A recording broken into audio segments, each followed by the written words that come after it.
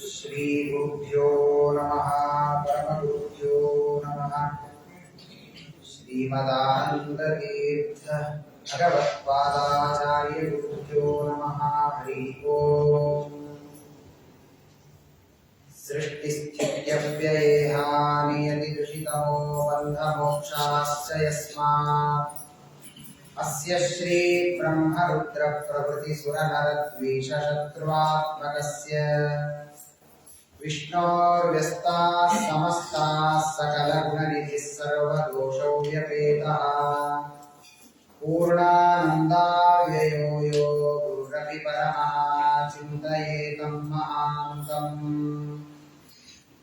जन्माद्यस्य यतोऽन्वयात् इतरतश्चार्थेष्वभिज्ञस्वराट् तेने ब्रह्महृदाय आदिकवये मुह्यन्ति यं सूरयः तेजो वारिमृतां यथा विनिमयो यत्र त्रिसर्गो मृषा धाम्ना स्वेन सदा निरस्तगुहकं सत्यं परं धीमहि अशेषवाक्चाढ्यमलापहं त्रीनवं नवं स्पष्टसुवाक्प्रदायिनी ममेह जिह्वाग्रसुरङ्गनर्तकी भवप्रसन्ना वदने च मे श्रीः धर्मविज्ञानवैराग्यपरमैश्वर्यशालिनः आनन्दतीर्थभगवत्पादान् वन्दे निरन्तरम् यस्य वाक्कामधेनुर्नः कामितार्थान् प्रयच्छति सेवेतं जययोगीन्द्रं कामवाणच्छिदं सदा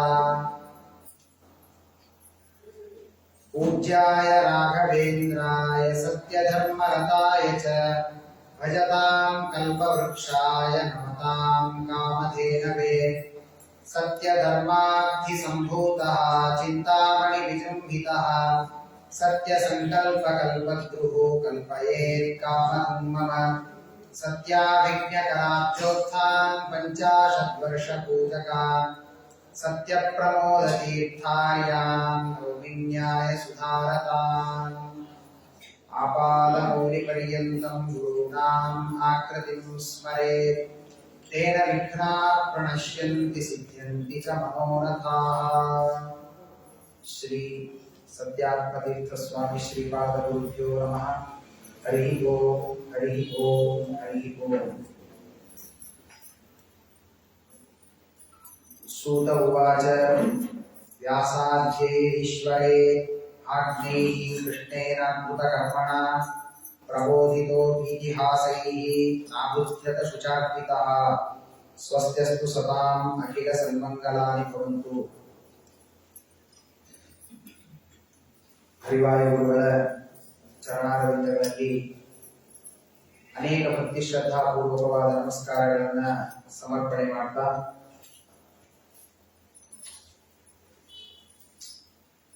ಪವಿತ್ರವಾದಂತಹ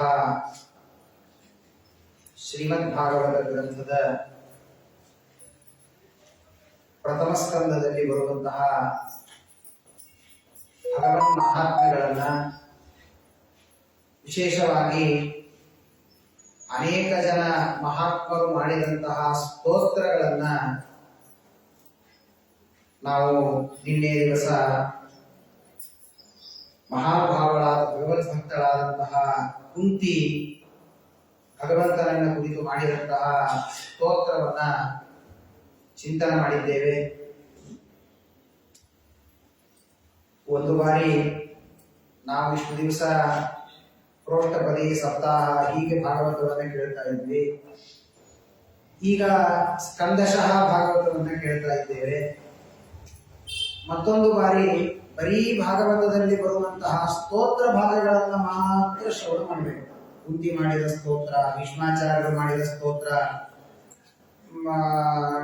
ಸ್ತ್ರೀಯರು ಮಾಡಿದಂತಹ ಸ್ತೋತ್ರಗಳು, ಹೀಗೆ ಅದ್ಭುತವಾದ ಆ ಸ್ತೋತ್ರಗಳನ್ನ ಚಿಂತನೆ ಮಾಡಿದರೆ ಎಷ್ಟು ಭಗವಂತನಲ್ಲಿ ಭಕ್ತಿ ಬರುವಂತಹ ಅನೇಕ ವಿಷಯಗಳನ್ನ ಭಾಗವತ ತಾನು ತಿಳಿಸಿಕೊಡುತ್ತದೆ.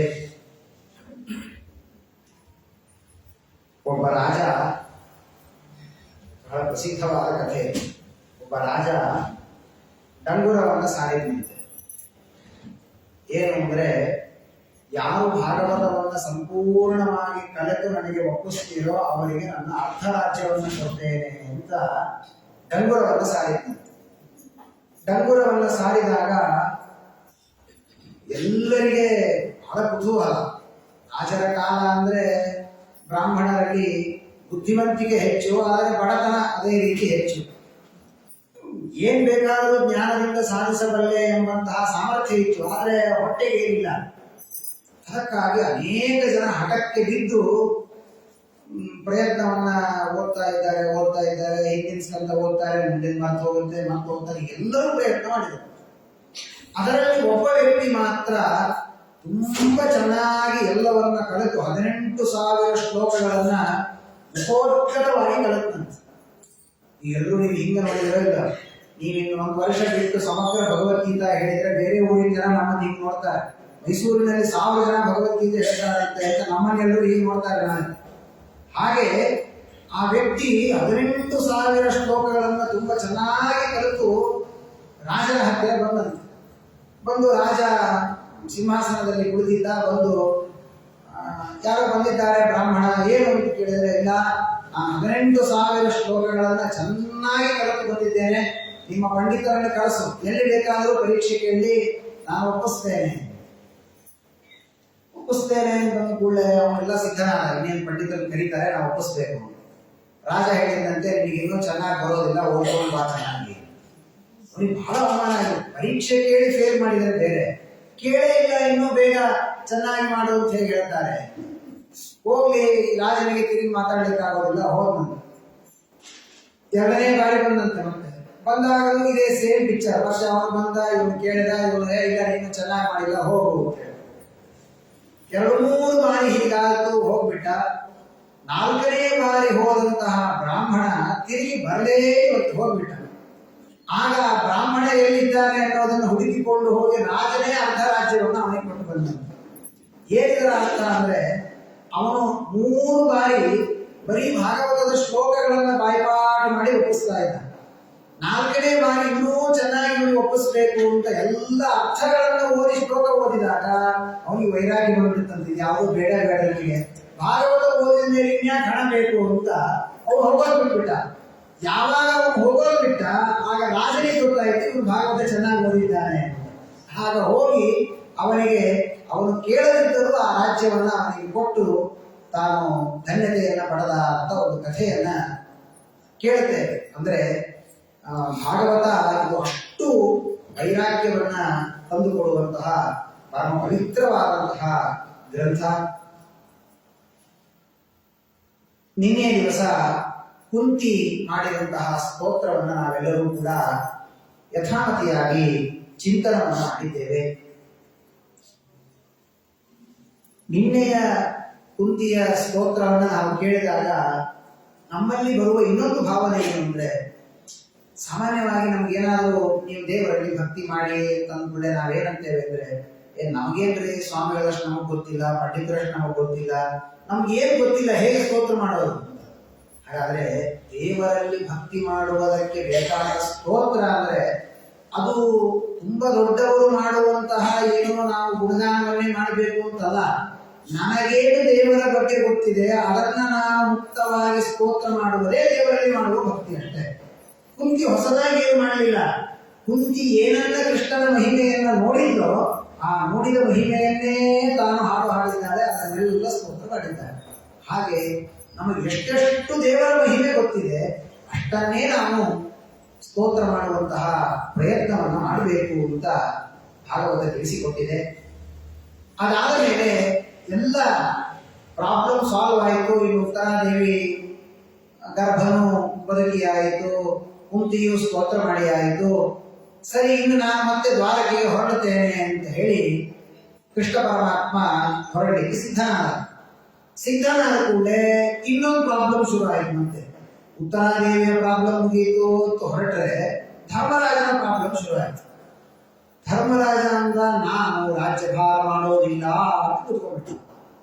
ಎಲ್ಲರಿಗೂ ಆಶ್ಚರ್ಯ, ನೀನು ರಾಜ್ಯಭಾರ ಮಾಡಲಿಕ್ಕೆ ಮತ್ತೆ ಇಷ್ಟೆಲ್ಲ ಯುದ್ಧ ಆಯಿತು, ಅದು ಹೇಳ್ತಾರಲ್ಲ, ರಾತ್ರಿ ಎಲ್ಲ ರಾಮಾಯಣ ಕೇಳಿ ಬೆಳಗ್ಗೆ ರಾಮನಿಗೂ ಸೀತೆಗೂ ಏನ್ ಸಂಬಂಧ ಅಂತ ಕೇಳಿದ ಹಾಗೆ ಧರ್ಮರಾಜ ಪಾಂಡವರು ರಾಜ್ಯಭಾರ ಮಾಡಬೇಕು ಅಂತಾನೆ ಇಷ್ಟೆಲ್ಲ ಯುದ್ಧವಾಗಿತ್ತು.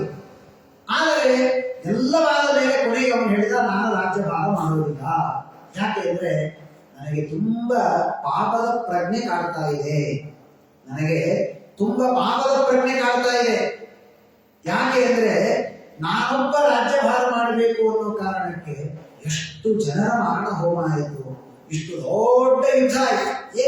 ನಾನ್ ರಾಜ್ಯಭಾರ ಮಾಡದೇ ಇದ್ರೇನು, ನನ್ನ ಯಾರೋ ತಮ್ಮಂದಿರು ಮಾಡ್ತಾರೆ, ನಮ್ಮ ಚಿಕ್ಕಪ್ಪನ ಮಕ್ಕಳು ಮಾಡ್ತಾರೆ ಅಂತ ಬಿಡೋದು ಬಿಟ್ಟು ನನಗೇ ರಾಜ್ಯ ಬೇಕು ಅನ್ನೋದಕ್ಕಾಗಿ ನಾನು ಇಷ್ಟೆಲ್ಲ ಮಾಡುವಂತಹ ಕಾರಣ ಏನಿತ್ತು? ಆಹರಾಜ ಅಹೋಮೇ ಪಶ್ಯಪಾಜ್ಞಾನಂ ಹೃದಯೂರಂ ದುರಾತ್ಮನಃ ಕಾಲಕ್ಯಸ್ಯೈವ ದೇಹಸ್ಯ ವನ್ಯರ್ಣೆ ಅಕ್ಷೋಹಿಣೀಯಕತ. ಇಂತಹ ದೊಡ್ಡ ತಪ್ಪು ನಾನು ಮಾಡಿಬಿಟ್ಟೆ. ಇದು ಅವನು ಅಂದುಕೊಂಡದ್ದು ತಪ್ಪು ಅನ್ನೋ ಒಂದು ಕಡೆ ಇರಲಿ, ಆದರೆ ನಮ್ಮ ಜೀವನದಲ್ಲಿ ನಮ್ಮ ವೈಯಕ್ತಿಕ ಸುಖಕ್ಕಾಗಿ ಎಷ್ಟು ಜನರನ್ನ ಕೆಲವು ಬಾರಿ ನಾವು ದುಃಖಪಡಿಸ್ತೇವೆ, ಎಷ್ಟು ಜನ ಕಷ್ಟಪಡಬೇಕಾಗತ್ತೆ. ಅದು ಯಾವುದರ ಬಗ್ಗೆ ನಮಗೆ ಪರಿಗಿರೋದಿಲ್ಲ. ನಾನಂತೂ ಚೆನ್ನಾಗಿರ್ಬೇಕಷ್ಟೇ. 2 ಉಪವಾಸ ಮಾಡಿದ ತಂದೆ ತಾಯಿಗಳಿರ್ತಾರೆ ಪಾಪ, ಇವರು ತಿನ್ನಬೇಕು ಅನ್ನೋದಕ್ಕಾಗಿ ಆ 2 ಉಪವಾಸ ಮಾಡಿ ಅಷ್ಟು ಒದ್ದಾಡಿ ಇವರಿಗೊಂದೇನೋ ತಿನ್ಲಿಕ್ಕೆ ಮಾಡಿಕೊಟ್ರೆ ಅದನ್ನು ತಿಂತಾನೆ ಆರಾಮಾಗಿ. ಆದರೆ ಇವನು ಬಿಟ್ಟಿದ್ದು ಒಂದು ಪಾಪ, ಮಾಡುವವರನ್ನ ಕಷ್ಟಪಡಿಸಿದ್ದು ಇನ್ನೊಂದು ಪಾಪ. ಹಾಗೆ ಧರ್ಮರಾಜ ಬಹಳ ಸುಂದರವಾದ ಮಾತುಗಳನ್ನು ಆಡ್ತಾನೆ. ನೈನೋ ರಾಜ್ಯ ಪ್ರಜಾ ಭರ್ತು ಧರ್ಮೇ ಯುದ್ಧೇ ಧರ್ಮೋ ಯುದ್ಧೇ ವಧೋದ್ವಿಷ ಇತಿ ಮೇ ನತು ಬೋಧಾಯ ಕಲ್ಪತೆ ಶಾಶ್ವತಂ ವಚಃ. ಕೆಲವು ಬಾರಿ ಏನಾಗುತ್ತೆ, ನಾನು ಮಾಡ್ತಾ ಇದ್ದದ್ದು ಕರೆಕ್ಟ್ ಅಂತ ಗೊತ್ತಿರುತ್ತದೆ, ಆದರೆ ಅದನ್ನು ಮಾಡ್ಲಿಕ್ಕೆ ಮನಸ್ಸು ಬರೋದಿಲ್ಲ. ಏಕಾದಶಿ ಮಾಡಿದರೆ ಪುಣ್ಯ ಬರುತ್ತೆ ಗೊತ್ತಿದೆ, ತಿಂದರೆ ಪಾಪ ಬರುತ್ತೆ ಗೊತ್ತಿದೆ, ಅದನ್ನ ಚಿಂತನೆ ಮಾಡ್ತಾನೆ ಟೈಮ್ ಪಾಸ್ ತಗೋತಾ ಇರುತ್ತೆ. ಯಾಕೆ? ಅದೊಂದು ತರಹದ ವೆರೈಟಿ ಪ್ರಾರಬ್ಧ ಕರ್ಮ. ನನಗೆ ಪುಣ್ಯ ಯಾವುದು ಪಾಪ ಯಾವುದು ಗೊತ್ತಿಲ್ಲದೆ ಪಾಪವನ್ನು ಮಾಡೋದೊಂದು ಬೇರೆ, ಅದಕ್ಕೊಂದು 10% ಪಾಪ ಬಂದ್ರೆ ಯಾವುದು ಪಾಪ ಅಂತ ಗೊತ್ತಿದ್ದು ಪಾಪವನ್ನು ಮಾಡ್ತೀವಲ್ಲ. ಧರ್ಮರಾಜನ ಹೇಳ್ತಾನೆ, ನೀವ್ಯಾರು ನನಗೆ ಉಪದೇಶ ಮಾಡೋದು ಬೇಡ, ಇದು ಧರ್ಮಕ್ಕಾಗಿ ಆದ ಯುದ್ಧ, ಇದರಲ್ಲಿ ನನ್ನದೇನು ಪಾತ್ರ ಇಲ್ಲ, ಎಲ್ಲ ಗೊತ್ತಿದೆ. ಆದರೂ ನನ್ನ ಮನಸ್ಸಿನಲ್ಲಿ ನನ್ನಿಂದಲೇ ಇದೆಲ್ಲ ನಡೆಯಿತು ಎನ್ನುವ ಪಾಪ ಪ್ರಜ್ಞೆ ನನಗೆ ತುಂಬಾ ಗಟ್ಟಿಯಾಗಿ ಕಾಡ್ತಾ ಇದೆ. ನಾನು ಎಷ್ಟು ಬಾರಿ ಸಿಂಹಾಸನದ ಮೇಲೆ ಕೂಡಬೇಕು ಅಂತ ಪ್ರಯತ್ನ ಮಾಡುತ್ತೇನೆ, ಆ ಕೂಡುವ ಪ್ರಸಂಗ ಬಂದಾಗಲಿಲ್ಲ ಎಷ್ಟು ಜನ ನನ್ನ ಪ್ರಜೆಗಳು ಸತ್ತು ಹೋದರಲ್ಲ, ಅವರ ಹೆಂಡಂದಿರು ಮಕ್ಕಳು ಅವರ ಆಕ್ರಂದನದ ಶಬ್ದ ನನ್ನ ಕಿವಿಗೆ ಕೇಳಿಸುತ್ತದೆ. ಸ್ತ್ರೀನಾಂ ಸದ್ಭರ್ತೃ ಬಂಧೂನಾಂ ದ್ರೋಹೋ ಯೋಸಾ ವಿಹಾನ್ವಿತಃ ಕರ್ಮವಿರ ಹಯನೀಧೀಯೇ ನಾಹಂ ಕಲ್ಪೋಯೋ. ಅಶ್ವಮೇಧ ಯಜ್ಞವನ್ನು ನಾನು ಮಾಡಿದೆ, ಆದ್ರೆ ಅದು ಉಪಯೋಗ ಇಲ್ಲ. ಯಾಕೆಂದ್ರೆ ಅಷ್ಟು ಜನರನ್ನ ಕೊಂದ್ರೆ ಆ ಪಾಪ ನನ್ನ ಈ ಪುಣ್ಯದ ಮುಂದೆ ಅದೆಲ್ಲವೂ ಪರಿಹಾರವಾಗೋದಿಲ್ಲ ಅಂತ ಅನಿಸ್ತಾ ಇದೆ. ಹೀಗಾಗಿ ನಾವು ಪಾಪಗಳನ್ನ ಮಾಡುವುದು ಸರಿ ಮಾಡಿಬಿಡ್ತೇವೆ, ಆದರೆ ಅದನ್ನು ಪ್ರಾಯಶ್ಚಿತ್ತ ಮಾಡಿಕೊಳ್ಳುವಾಗ ದೇವರ ಬಗ್ಗೆ ಇರಬೇಕಾದ ವಿಶ್ವಾಸ ಏನು ಅನ್ನುವುದನ್ನು ನಾವು ತಿಳಿಯಬೇಕು. ಮಾಡ್ತಾ ಇದ್ದೇವೆ, ಏನೋ ಹೋಮ ಮಾಡ್ತಾ ಇದ್ದೀವಪ್ಪ, ನೀನೊಂದು ಯಾವುದೋ ಬ್ರಾಹ್ಮಣರಿಗೆ ಬೈದ್ವಿ, ಹೋಗ್ತದೋ ಬಿಡ್ತದೋ ಯಾಕೋ ಸ್ವಲ್ಪ ಡೌಟ್ ಇದೆ, ಇಲ್ಲಿ ಯಾವುದಕ್ಕೂ ಒಂದು ಹೋಮ ಮಾಡಿಬಿಡೋಣ, ಹಿಂಗೆಲ್ಲ ಮಾಡಿದ್ರಲ್ಲ. ದೇವರಿಗೆ ಶರಣು ಹೋದಾಗ ನನ್ನ ಪಾಪಗಳು ಪರಿಹಾರವಾಗಿಯೇ ಆಗುತ್ತೆ ಎನ್ನುವ ದೃಢವಾದ ನಂಬಿಕೆ ಇರಬೇಕು. ಅದಕ್ಕಾಗಿ ಇಂತಹ ಸಂದೇಹವನ್ನು ಧರ್ಮರಾಜ ಪಡ್ತಾ ಇದ್ದಾನೆ. ಹೀಗಾಗಿ ನನಗೆ ತುಂಬಾ ದುಃಖವಾಗ್ತಾ ಇದೆ. ಅದಕ್ಕೊಂದು ನಿರ್ಣಯ ಮಾಡಿದೆ, ಏನು ಅಂದ್ರೆ ನನಗೆ ಈ ರಾಜ್ಯವೇ ಬೇಡ, ಯಾರಾದರೂ ರಾಜನಾಗ್ತಿದ್ರೆ ಆಗಲಿ, ನನಗೆ ಈ ಸಿಂಹಾಸನವೇ ಬೇಡ ಅಂತ ಕುತ್ಕೊಂಡ್ಬಿಟ್ಟ. ಕೃಷ್ಣ ಅಂತ, ಯಾಕೋ ನೀವು ನನ್ನ ದ್ವಾರಕಾಗಿ ಬಿಡೋದಿಲ್ಲ ಅಂತ ಅನಿಸ್ತದೆ, ಒಬ್ಬರಾದ್ಮೇಲೆ ಒಬ್ರು ಪ್ರಾಬ್ಲಮ್ ತಗೊಂಡು ಬರ್ತಾ ಇದ್ರೆ ಏನ್ ಮಾಡೋರು? ಹಾಗಾದ್ರೆ ಕೃಷ್ಣ ಹೇಳಿದ, ನಾನು ಎಷ್ಟು ಉಪದೇಶ ಮಾಡಿದ್ರು ಈಗ ಅವನ ತಲೆ ಹೋಗೋದಿಲ್ಲ. ಯಾಕೆಂದ್ರೆ ಇವರು ನಮ್ಮ ಟೀಮಲ್ಲೇ ಇದ್ದದ್ದರಿಂದ ನನಗೆ ಏನ್ ಬೇಕೋ ಅದನ್ನೇ ಹೇಳ್ತಾರೆ ಇವರೆಲ್ಲ. ಹಾಗಾದ್ರೆ ಯಾವ ಶತ್ರು ಪಕ್ಷದಲ್ಲಿದ್ದು ಭೀಷ್ಮಾಚಾರ್ಯರು ಆ ಶರಪಂಜರದ ಮೇಲೆ ಮಲಗಿ ದುಃಖ ಪಡ್ತಾ ಇದ್ದಾರೆ, ಅವರಿಂದಲೇ ಇವನಿಗೆ ಉಪದೇಶವನ್ನು ಮಾಡಿಸೋಣ, ಆಗ ಸ್ವಲ್ಪ ಇವನಿಗೆ ಆ ಬುದ್ಧಿ ಬರಬಹುದು ಅಂತ ಹೇಳಿ ಎಲ್ಲರೂ ಸೇರಿ ಭೀಷ್ಮಾಚಾರ್ಯ ಹತ್ತಿರ ಬಂದಿದ್ದಾರೆ. ತತ್ರ ಬ್ರಹ್ಮರ್ಷಯ ಸರ್ವೇ ದೇವರ್ಷಯಶ್ಚ ಸಪ್ತಮ ರಾಜರ್ಷಯಶ್ಚ ತತ್ರಾಸಂ ದ್ರಷ್ಟುಂ ಭರತಪುಂಗವಂ. ಯದ್ಯಪಿ ಇವರು ಶತ್ರು ಪಕ್ಷದಲ್ಲಿ ದುರ್ಯೋಧನರ ಪಕ್ಷದಲ್ಲಿ ಇದ್ದವರು, ಆದರೆ ಸ್ವಭಾವತಃ ಸಾತ್ವಿಕರು ಭೀಷ್ಮಾಚಾರ್ಯರು, ಮಹಾಭಾವರು. 564 ವರ್ಷ ಪರಶುರಾಮ ದೇವರಂತಹ ಮಹಾನುಭಾವರಿಂದ, ವೇದವ್ಯಾಸ ದೇವರಿಂದ ಎಲ್ಲರಿಂದ ಜ್ಞಾನ ಪಡೆದ ಮಹಾನುಭಾವರು ಅಂದ್ರೆ ಉತ್ತಮವಾದ ಜೀವ. ಹೀಗಾಗಿ ನಾವು ಒಂದೆರಡು ಒಳ್ಳೆ ಕೆಲಸ ಮಾಡಿರ್ಬೇಕು. ಯಾಕೆಂದ್ರೆ ಆ ಒಳ್ಳೆ ಕೆಲಸದ ಫಲ ಏನು ಅಂತ ಇವತ್ತು ಯಾವುದೋ ಬೇರೆಯವರು ಮಾತಿದೆ, ಮಾಡದ ಕಾಣ್ರಿ ಅಂತ ಬೇಡ. ಅಂತೂ ನಮ್ಮ ಒಳ್ಳೆಯದನ್ನ ಒಂದು 4 ಜನರಿಗೆ ಒಳ್ಳೆಯದನ್ನ ಮಾಡಿದ್ರೆ, ಭಾಗವತವನ್ನ ಕೇಳ್ತೀವಲ್ಲ, ಮುಂದೆ ಪರೀಕ್ಷಿತನ ಕಥೆಯನ್ನ ಕೇಳುವಾಗ ಪರೀಕ್ಷಿತನಿಗೆ ಶಾಪ ಆಯಿತು, ಶಾಪ ಆಗಿ ಅವನೇನು ನನಗೊಂದು ಶಾಪ ಆಗಿದೆ, ನನಗೆಲ್ಲ ಉದ್ಧಾರ ಮಾಡೋ ಪುರೋಹಿತರು ಬನ್ನಿ ಅಂತ ಕರೆದಿಲ್ಲ. ತಾನು ಹೋಗಿ ಸುಮ್ಮನೆ ಸಾಧನ ಮಾಡಬೇಕು ಅಂತ ಕುಳಿತುಕೊಂಡ್ರೆ ಅತ್ರಿ ವಸಿಷ್ಠ ಚವನಃ ಶರದ್ವಾನ್ ವರಿಷ್ಠನೇಮಿ ಗುರು ಅಂಗಿರಾಶ್ಚ ದೊಡ್ಡ ದೊಡ್ಡ ದೊಡ್ಡ ಜ್ಞಾನಿಗಳನ್ನು ಬರ್ತಿದ್ದಾರೆ. ಯಾಕೆ? ಇದೊಂದು ಕಾಮನ್ ಸೆನ್ಸ್ ಅಷ್ಟೇ. ನಮಗೆ ದೇವರು ಶಕ್ತಿ ಕೊಟ್ಟಾಗ 4 ಜನರಿಗೆ ನಾವು ಒಳ್ಳೆಯದನ್ನ ಮಾಡಿದರೆ ನನಗೂ ಒಂದು ದಿನ ಕಷ್ಟ ಕಾಲ ಬಂದೇ ಬರುತ್ತೆ. ನನಗೇನು ಕಷ್ಟನೇ ಬರದೆ ಹಾಗೆ ಇರ್ತೇನೆ ಅಂತ ಅಂದುಕೊಂಡ್ರೆ ಅವು ದಡ್ಡ ಅಂತ ಅರ್ಥ ಅಷ್ಟೇ. ಹಾಗಾದ್ರೆ ನನಗೂ ಕಷ್ಟ ಕಾಲ ಬಂದಾಗ 4 ಜನ ಸಹಾಯ ನನಗೆ ಮಾಡಬೇಕು. ಹಾಗಾದ್ರೆ ನಾನು ಮಾಡುವಾಗ ಇನ್ನೊಬ್ಬರು ಸಹಾಯ ಮಾಡಲಿ ಎನ್ನುವ ಭಾವನೆಯಿಂದ ಮಾಡಬೇಕು ಅಂತ ಅರ್ಥ ಅಲ್ಲ.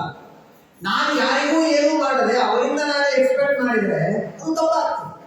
ಹಾಗಾಗಿ ಭೀಷ್ಮಾಚಾರ್ಯರಲ್ಲಿರುವ ಸಾತ್ವಿಕ ಭಾವನೆ ಅವರ ಮರಣ ಕಾಲದಲ್ಲಿ ಇಷ್ಟು ಜನ ಜ್ಞಾನಿಗಳನ್ನ ಅಲ್ಲಿ ಸೇರಿಸಿದೆ. ಅನೇಕ ಜನ ನಾರದಾದಿ ಮಹರ್ಷಿಗಳೆಲ್ಲರೂ ಅಲ್ಲಿ ಬಂದಿದ್ದಾರೆ. ಸಾಕ್ಷಾತ್ ವೇದವ್ಯಾಸ ದೇವರು ಬಂದಿದ್ದಾರೆ, ಪರಶುರಾಮ ದೇವರು ಬಂದಿದ್ದಾರೆ, ಕೃಷ್ಣ ಪರಮಾತ್ಮ ಧರ್ಮರಾಜನನ್ನು ಕರೆದುಕೊಂಡು ಬಂದಿದ್ದಾನೆ. ಎಂತಹ ಪುಣ್ಯ ನೋಡಿ! 3 ರೂಪದ ದೇವರು, 3 ದೇವರ ಪ್ರತಿಮೆಗಳಲ್ಲ, ಫೋಟೋ ಅಲ್ಲ, ಬ್ರಾಹ್ಮಣರು ಮಾತ್ರ ಅಲ್ಲ, ಗ್ರಂಥಗಳಲ್ಲ, ಸಾಕ್ಷಾತ್ ಸಚ್ಚಿದಾನಂದಾತ್ಮಕನಾದ ದೇವರು 3 ರೂಪದಿಂದ ಭೀಷ್ಮಾಚಾರ್ಯರ ಎದುರಿಗೆ ಮರಣಕಾಲದಲ್ಲಿ ಬಂದಿದ್ದಾರೆ.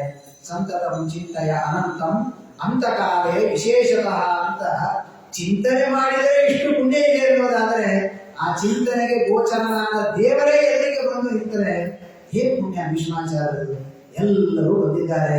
ಶಿಷ್ಯೈರುಪೇತಾ ಜಗ್ಮುಃ ಕಶ್ಯಪಾಂಗಿರಸಾದಯ ಪೂಜಯಾಮಾಸ ಧರ್ಮಣ್ಯಃ ದೇಶಕಾಲ ವಿಭಾಗವಿತ. ಬ್ರಾಹ್ಮಣರ ಬಗ್ಗೆ ಎಂಥ ಗೌರವ ಇರಬೇಕು ಅಂತ ತಿಳ್ಕೊಳ್ಳಿ. ಭಾಗವತ ಹೇಳುತ್ತೆ, ಎಲ್ಲಿದ್ದಾರೆ ಭೀಷ್ಮಾಚಾರ್ಯರು? ಏನೋ ಮನೆಯೊಳಗೆ ಕೂತಿದ್ದರೆ 4 ಜನ ಬ್ರಾಹ್ಮಣರು ಬಂದರು, ಬನ್ನಿ ಬನ್ನಿ ಒಳಗೆ ಕರೆದು ಪೂಜಾ ಮಾಡಿದ್ರು ಅಲ್ಲ, ಶರಪಂಜರದಲ್ಲಿ ಬಂದಿದ್ದಾರೆ, ರಕ್ತ ಸುರಿದು ಹೋಗ್ತಾ ಇದೆ ಕೆಳಗೆ. ಆಗ ಬ್ರಾಹ್ಮಣರು ಬಂದ್ರೆ ಮನಸ ನಮಸ್ಕಾರ ಮಾಡ್ತಾರಂತೆ, ಬನ್ನಿ ಬನ್ನಿ ಎಲ್ಲ ಬಂದಿದ್ದೀರಿ ನನ್ನ ಮರಣ ಕಾಲದಲ್ಲಿ, ನಿಮ್ಗೆ ನಮಸ್ಕಾರ. ಪೂಜೆಯಾಮಾಸ ಧರ್ಮಜ್ಞ ದೇಶಕಾಲ ವಿಭಾಗವಿದ, ಎಲ್ಲರಿಗೆ ಪೂಜೆಯನ್ನ ಮಾಡಿದ್ದಾನೆ. ಕೃಷ್ಣ ಪರಮಾತ್ಮ ಬಂದಿದ್ದಾನೆ. ಹೃದಯಸ್ಥಂ ಪೂಜೆಯಾಮಾಸ ಮಾಯರೂಪಾರ್ಥ ವಿಗ್ರಹಂ, ಎಲ್ಲರಿಗೂ ನಮಸ್ಕಾರವನ್ನು ಮಾಡಿ ಪಾಂಡವರು ಬಂದಿದ್ದಾರೆ. ಕೃಷ್ಣ ಪರಮಾತ್ಮ ಹೇಳಿದ, ನೋಡಪ್ಪ, ಏನೋ ನಿಮ್ಮ ಸಂಬಂಧಿಕರೆಲ್ಲ ಬಂದಿದ್ದಾರೆ ಭೀಷ್ಮಾಚಾರ್ಯರೇ, ಧರ್ಮರಾಜ ಏನೋ ನಾನು ಬಹಳ ಪಾಪ ಮಾಡಿಬಿಟ್ಟೆ ತನಿಸಿ ತುಂಬಾ ದುಃಖ ಪಡ್ತಾ ಕೂತಿದ್ದಾನೆ, ನೀನೇ ಒಂದು ಸ್ವಲ್ಪ ಏನಾದರೂ ಉಪದೇಶ ಮಾಡು ಅವರಿಗೆ ಅಂತ ಹೇಳಿದಾಗ ಭೀಷ್ಮಾಚಾರ್ಯರ ಮಾತುಗಳು ತುಂಬಾ ಚೆನ್ನಾಗಿ, ಅವರು ಮಾಡಿದ ಸ್ತೋತ್ರ ಮುಂದೆ ಇದೆ. ಅದಕ್ಕಿಂತ ಮೊದಲು ನಮ್ಗೆಲ್ಲ ಜೀವರಾಶಿಗಳಿಗೆ ಭೀಷ್ಮಾಚಾರ್ಯರು ಕೊಡುವಂತಹ ಸಂದೇಶ ಬಹಳ ಶ್ರೇಷ್ಠವಾದ ಉಪದೇಶವನ್ನು ಮಾಡ್ತಾರೆ. ನಮಗೆ ಏನಾದರೂ ಕಷ್ಟಗಳು ಬಂತು ಅಂದ್ರೆ ನಾವು ಎಷ್ಟು ನರ್ವಸ್ ಆಗಿಬಿಡ್ತೇವೆ ಅಂದ್ರೆ, ಏನ್ ನಮ್ಮ ಮುಗದೇ ಹೋಗಿದ್ದೀನಿ ಜೀವನದಲ್ಲಿ ಅನ್ನುವಷ್ಟು ನರ್ವಸ್ ಆಗ್ತೇವೆ. ಒಂದು. ಎರಡನೇದೇನು ಅಂದ್ರೆ, ದೇವರು ನಮ್ಗೆ ಹೀಗೆಲ್ಲ ಮಾಡಿಬಿಟ್ಟಲ್ರಿ ಅಂತ ಫ್ರೀಯಾಗಿ ಬೈಲಿಗೆ ಸಿಗೋ ವಸ್ತು ಅಂದ್ರೆ ದೇವರೊಬ್ಬನೇ. ಹೀಗಾಗಿ ಸಿಕ್ಕಾಪಟ್ಟೆ ದೇವರನ್ನು ಬೈದ್ಬಿಡ್ತೇವೆ. ಆದ್ರೆ ಭೀಷ್ಮಾಚಾರ್ಯ ಅಂತಾರೆ, ನಿಮಗೆ ಬಂದ ಕಷ್ಟ ಯಾವ ಲೆಕ್ಕವೂ ಅಲ್ಲ. ನಮಗೆಲ್ಲ ಬರುವ ಕಷ್ಟವೇ ಅಲ್ಲ. ಪಾಂಡವರನ್ನು ನೋಡಿ ಬೇಜಾರು ಮಾಡ್ಕೊತಾರೆ.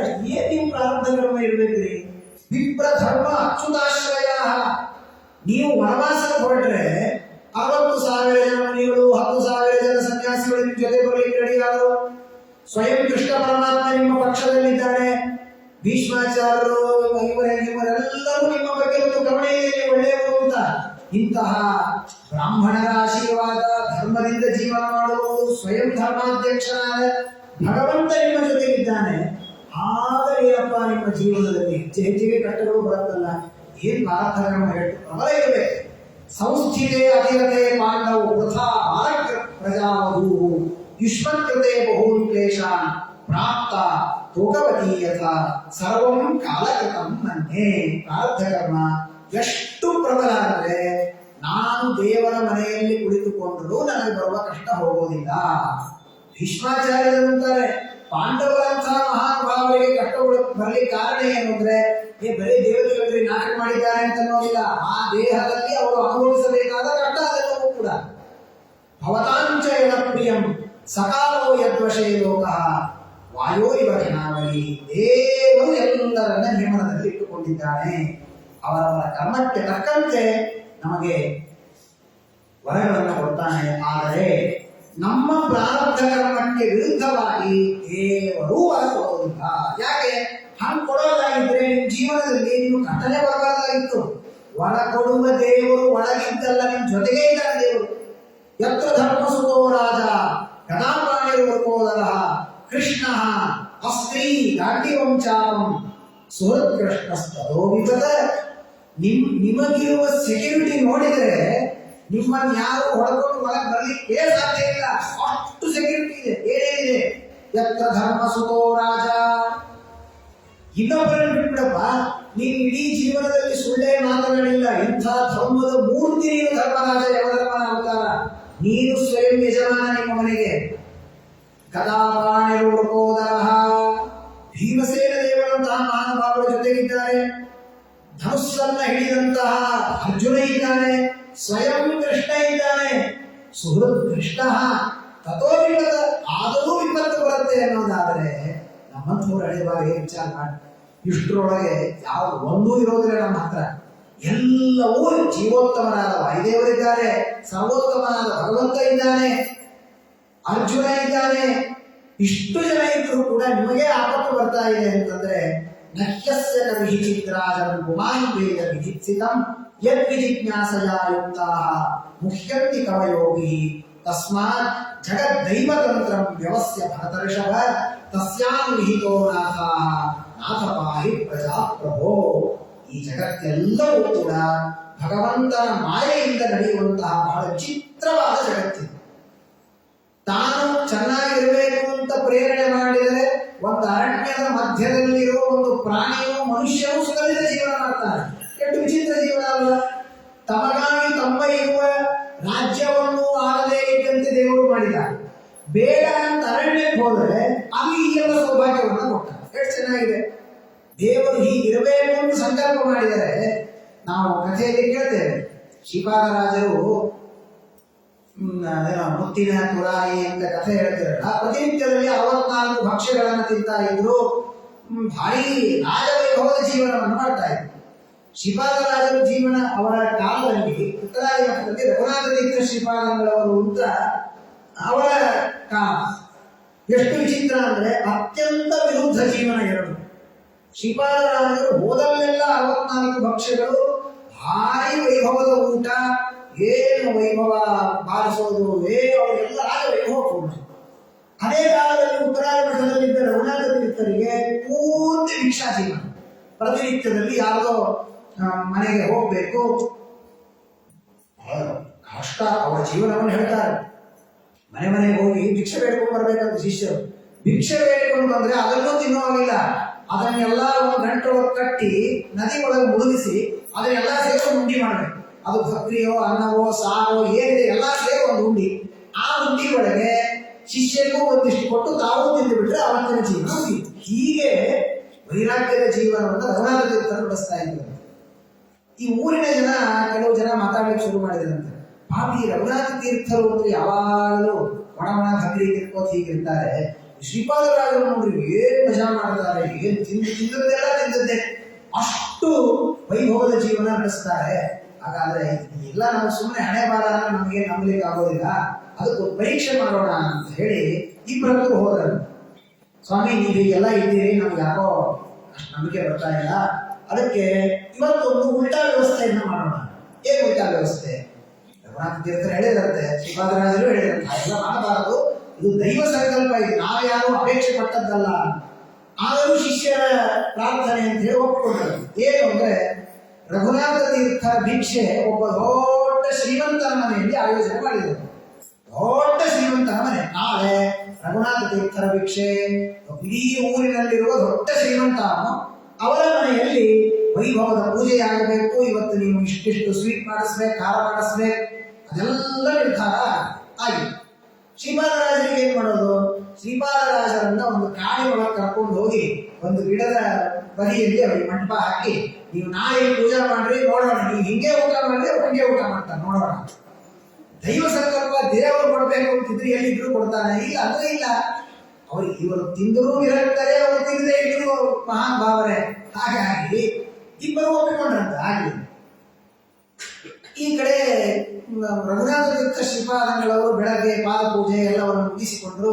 ಪ್ರತಿನಿತ್ಯದ ಪೂಜೆಯಂತೆ ರಾಮದೇವರ ಪೂಜೆಯನ್ನು ಪ್ರಾರಂಭ ಮಾಡಬೇಕು ಅಂತ ಹೇಳಿ ಸ್ನಾನ ಮಾಡಿ ಇನ್ನೇನು ಒಳಗೆ ಬಂದು ಪೆಟ್ಟಿಗೆ ಬಿಚ್ಚಬೇಕು ಅಂತ ಬರ್ತಾ ಇದ್ದಾರೆ.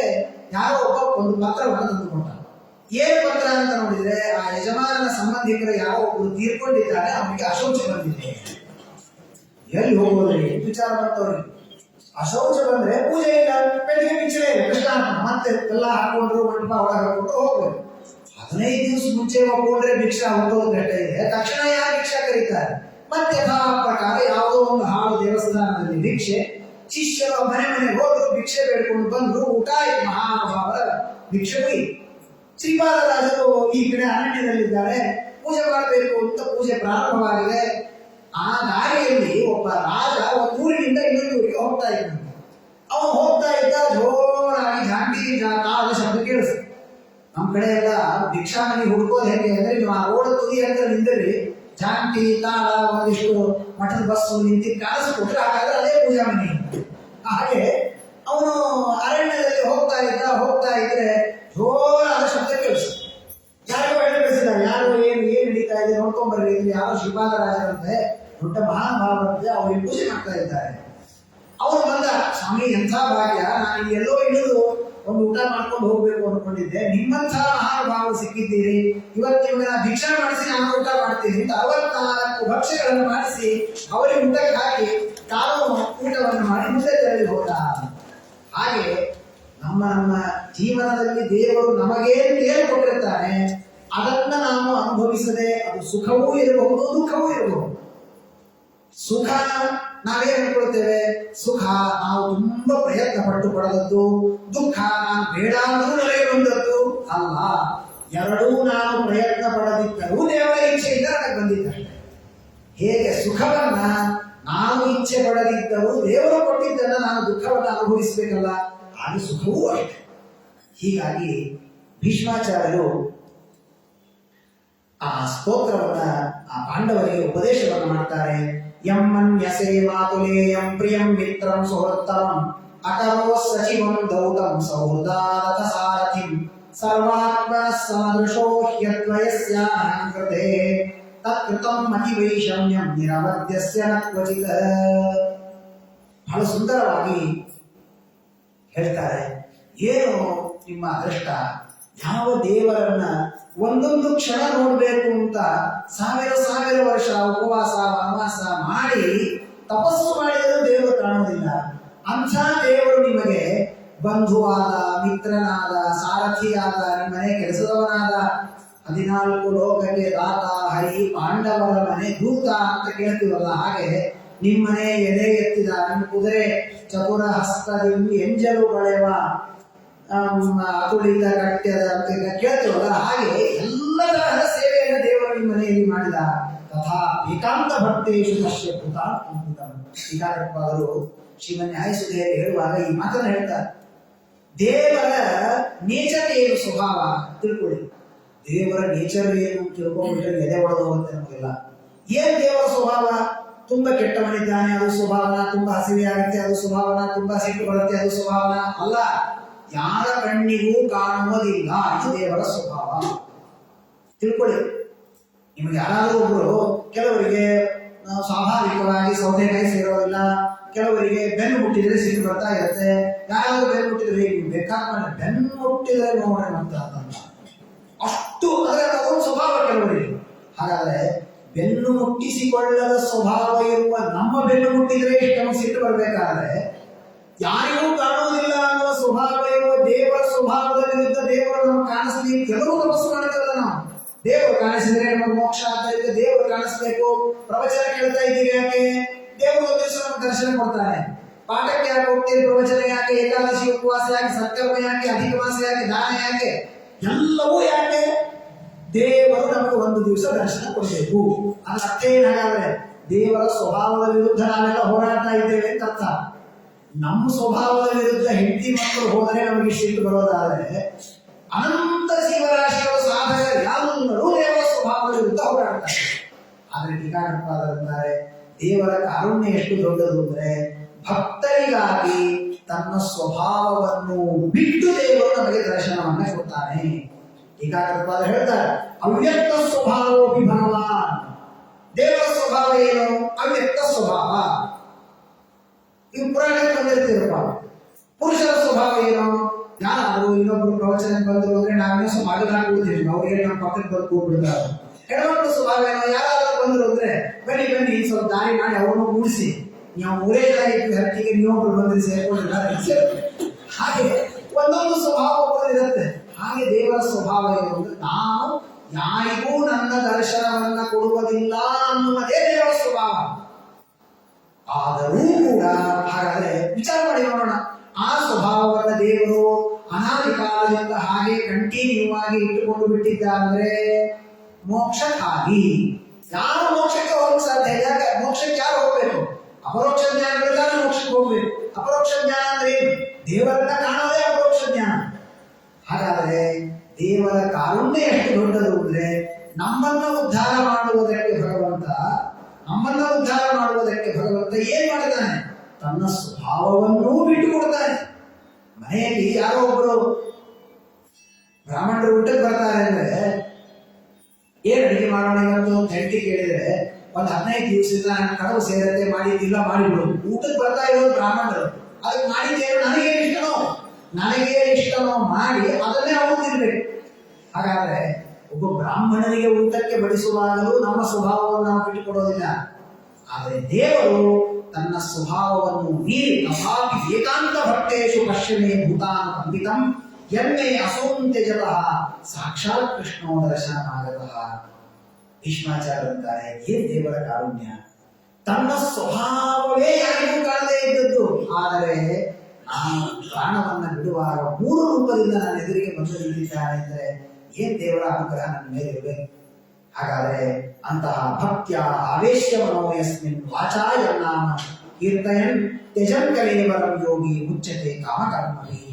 ಯಾವ ದೇವರನ್ನ ಭಕ್ತಿಯಿಂದ ಮನಸ್ಸಿನಲ್ಲಿ ಚಿಂತನೆ ಮಾಡ್ತಾ ಅವನ ಮಾತುಗಳನ್ನ ಬಾಯಿಯಿಂದ ಅವನ ಶಬ್ದಗಳನ್ನ ಆಡ್ತಾ ದೇಹವನ್ನ ಬಿಟ್ರೆ ಮುಚ್ಚತೆ ಕಾಮಕರ್ಮಭಿ, ನಮ್ಮೆಲ್ಲ ದುಷ್ಟ ಕಾಮನೆಗಳು ಕರ್ಮಗಳು ಎಲ್ಲವೂ ನಾಶವಾಗಿ ಈ ದೇಹ ಶುದ್ಧವಾಗಿ ಜೀವನಿಗೆ ಉತ್ತಮವಾದಂತಹ ಗತಿಯಾಗತ್ತೆ. ಆದ್ದರಿಂದ ಧರ್ಮರಾಜ, ನೀನು ಪಾಪ ಮಾಡಿದ್ದಿ ಅಂತ ಅಂದುಕೊಳ್ಳಬೇಡ. ನೀನು ಒಂದು ವೇಳೆ ಪಾಪ ಮಾಡೋದೇ ಆಗಿದ್ರೆ ನಿನ್ನ ಪಕ್ಷದ ದೇವರೇ ಬರ್ತಿದ್ದ, ಅದೇ ಸಾಕು. ಅದಕ್ಕಿಂತ ದೊಡ್ಡ ಮಾನದಂಡ ಇನ್ನೇನ್ರಿ? ನೀನು ಕರೆದಿ, ದುರ್ಯೋಧನನು ಕರೆದ, ಅರ್ಜುನನು ಕರೆದ, ದುರ್ಯೋಧನನು ಕರೆದ. ಆವಾಗ ಕೃಷ್ಣ ದುರ್ಯೋಧನ ಪಕ್ಷಕ್ಕೆ ಹೋಗ್ಬೇಕಾಗಿತ್ತಲ್ಲ, ನಿನ್ನ ಪಕ್ಷಕ್ಕೆ ಯಾಕೆ ಬಂದ ಗೊತ್ತಾ?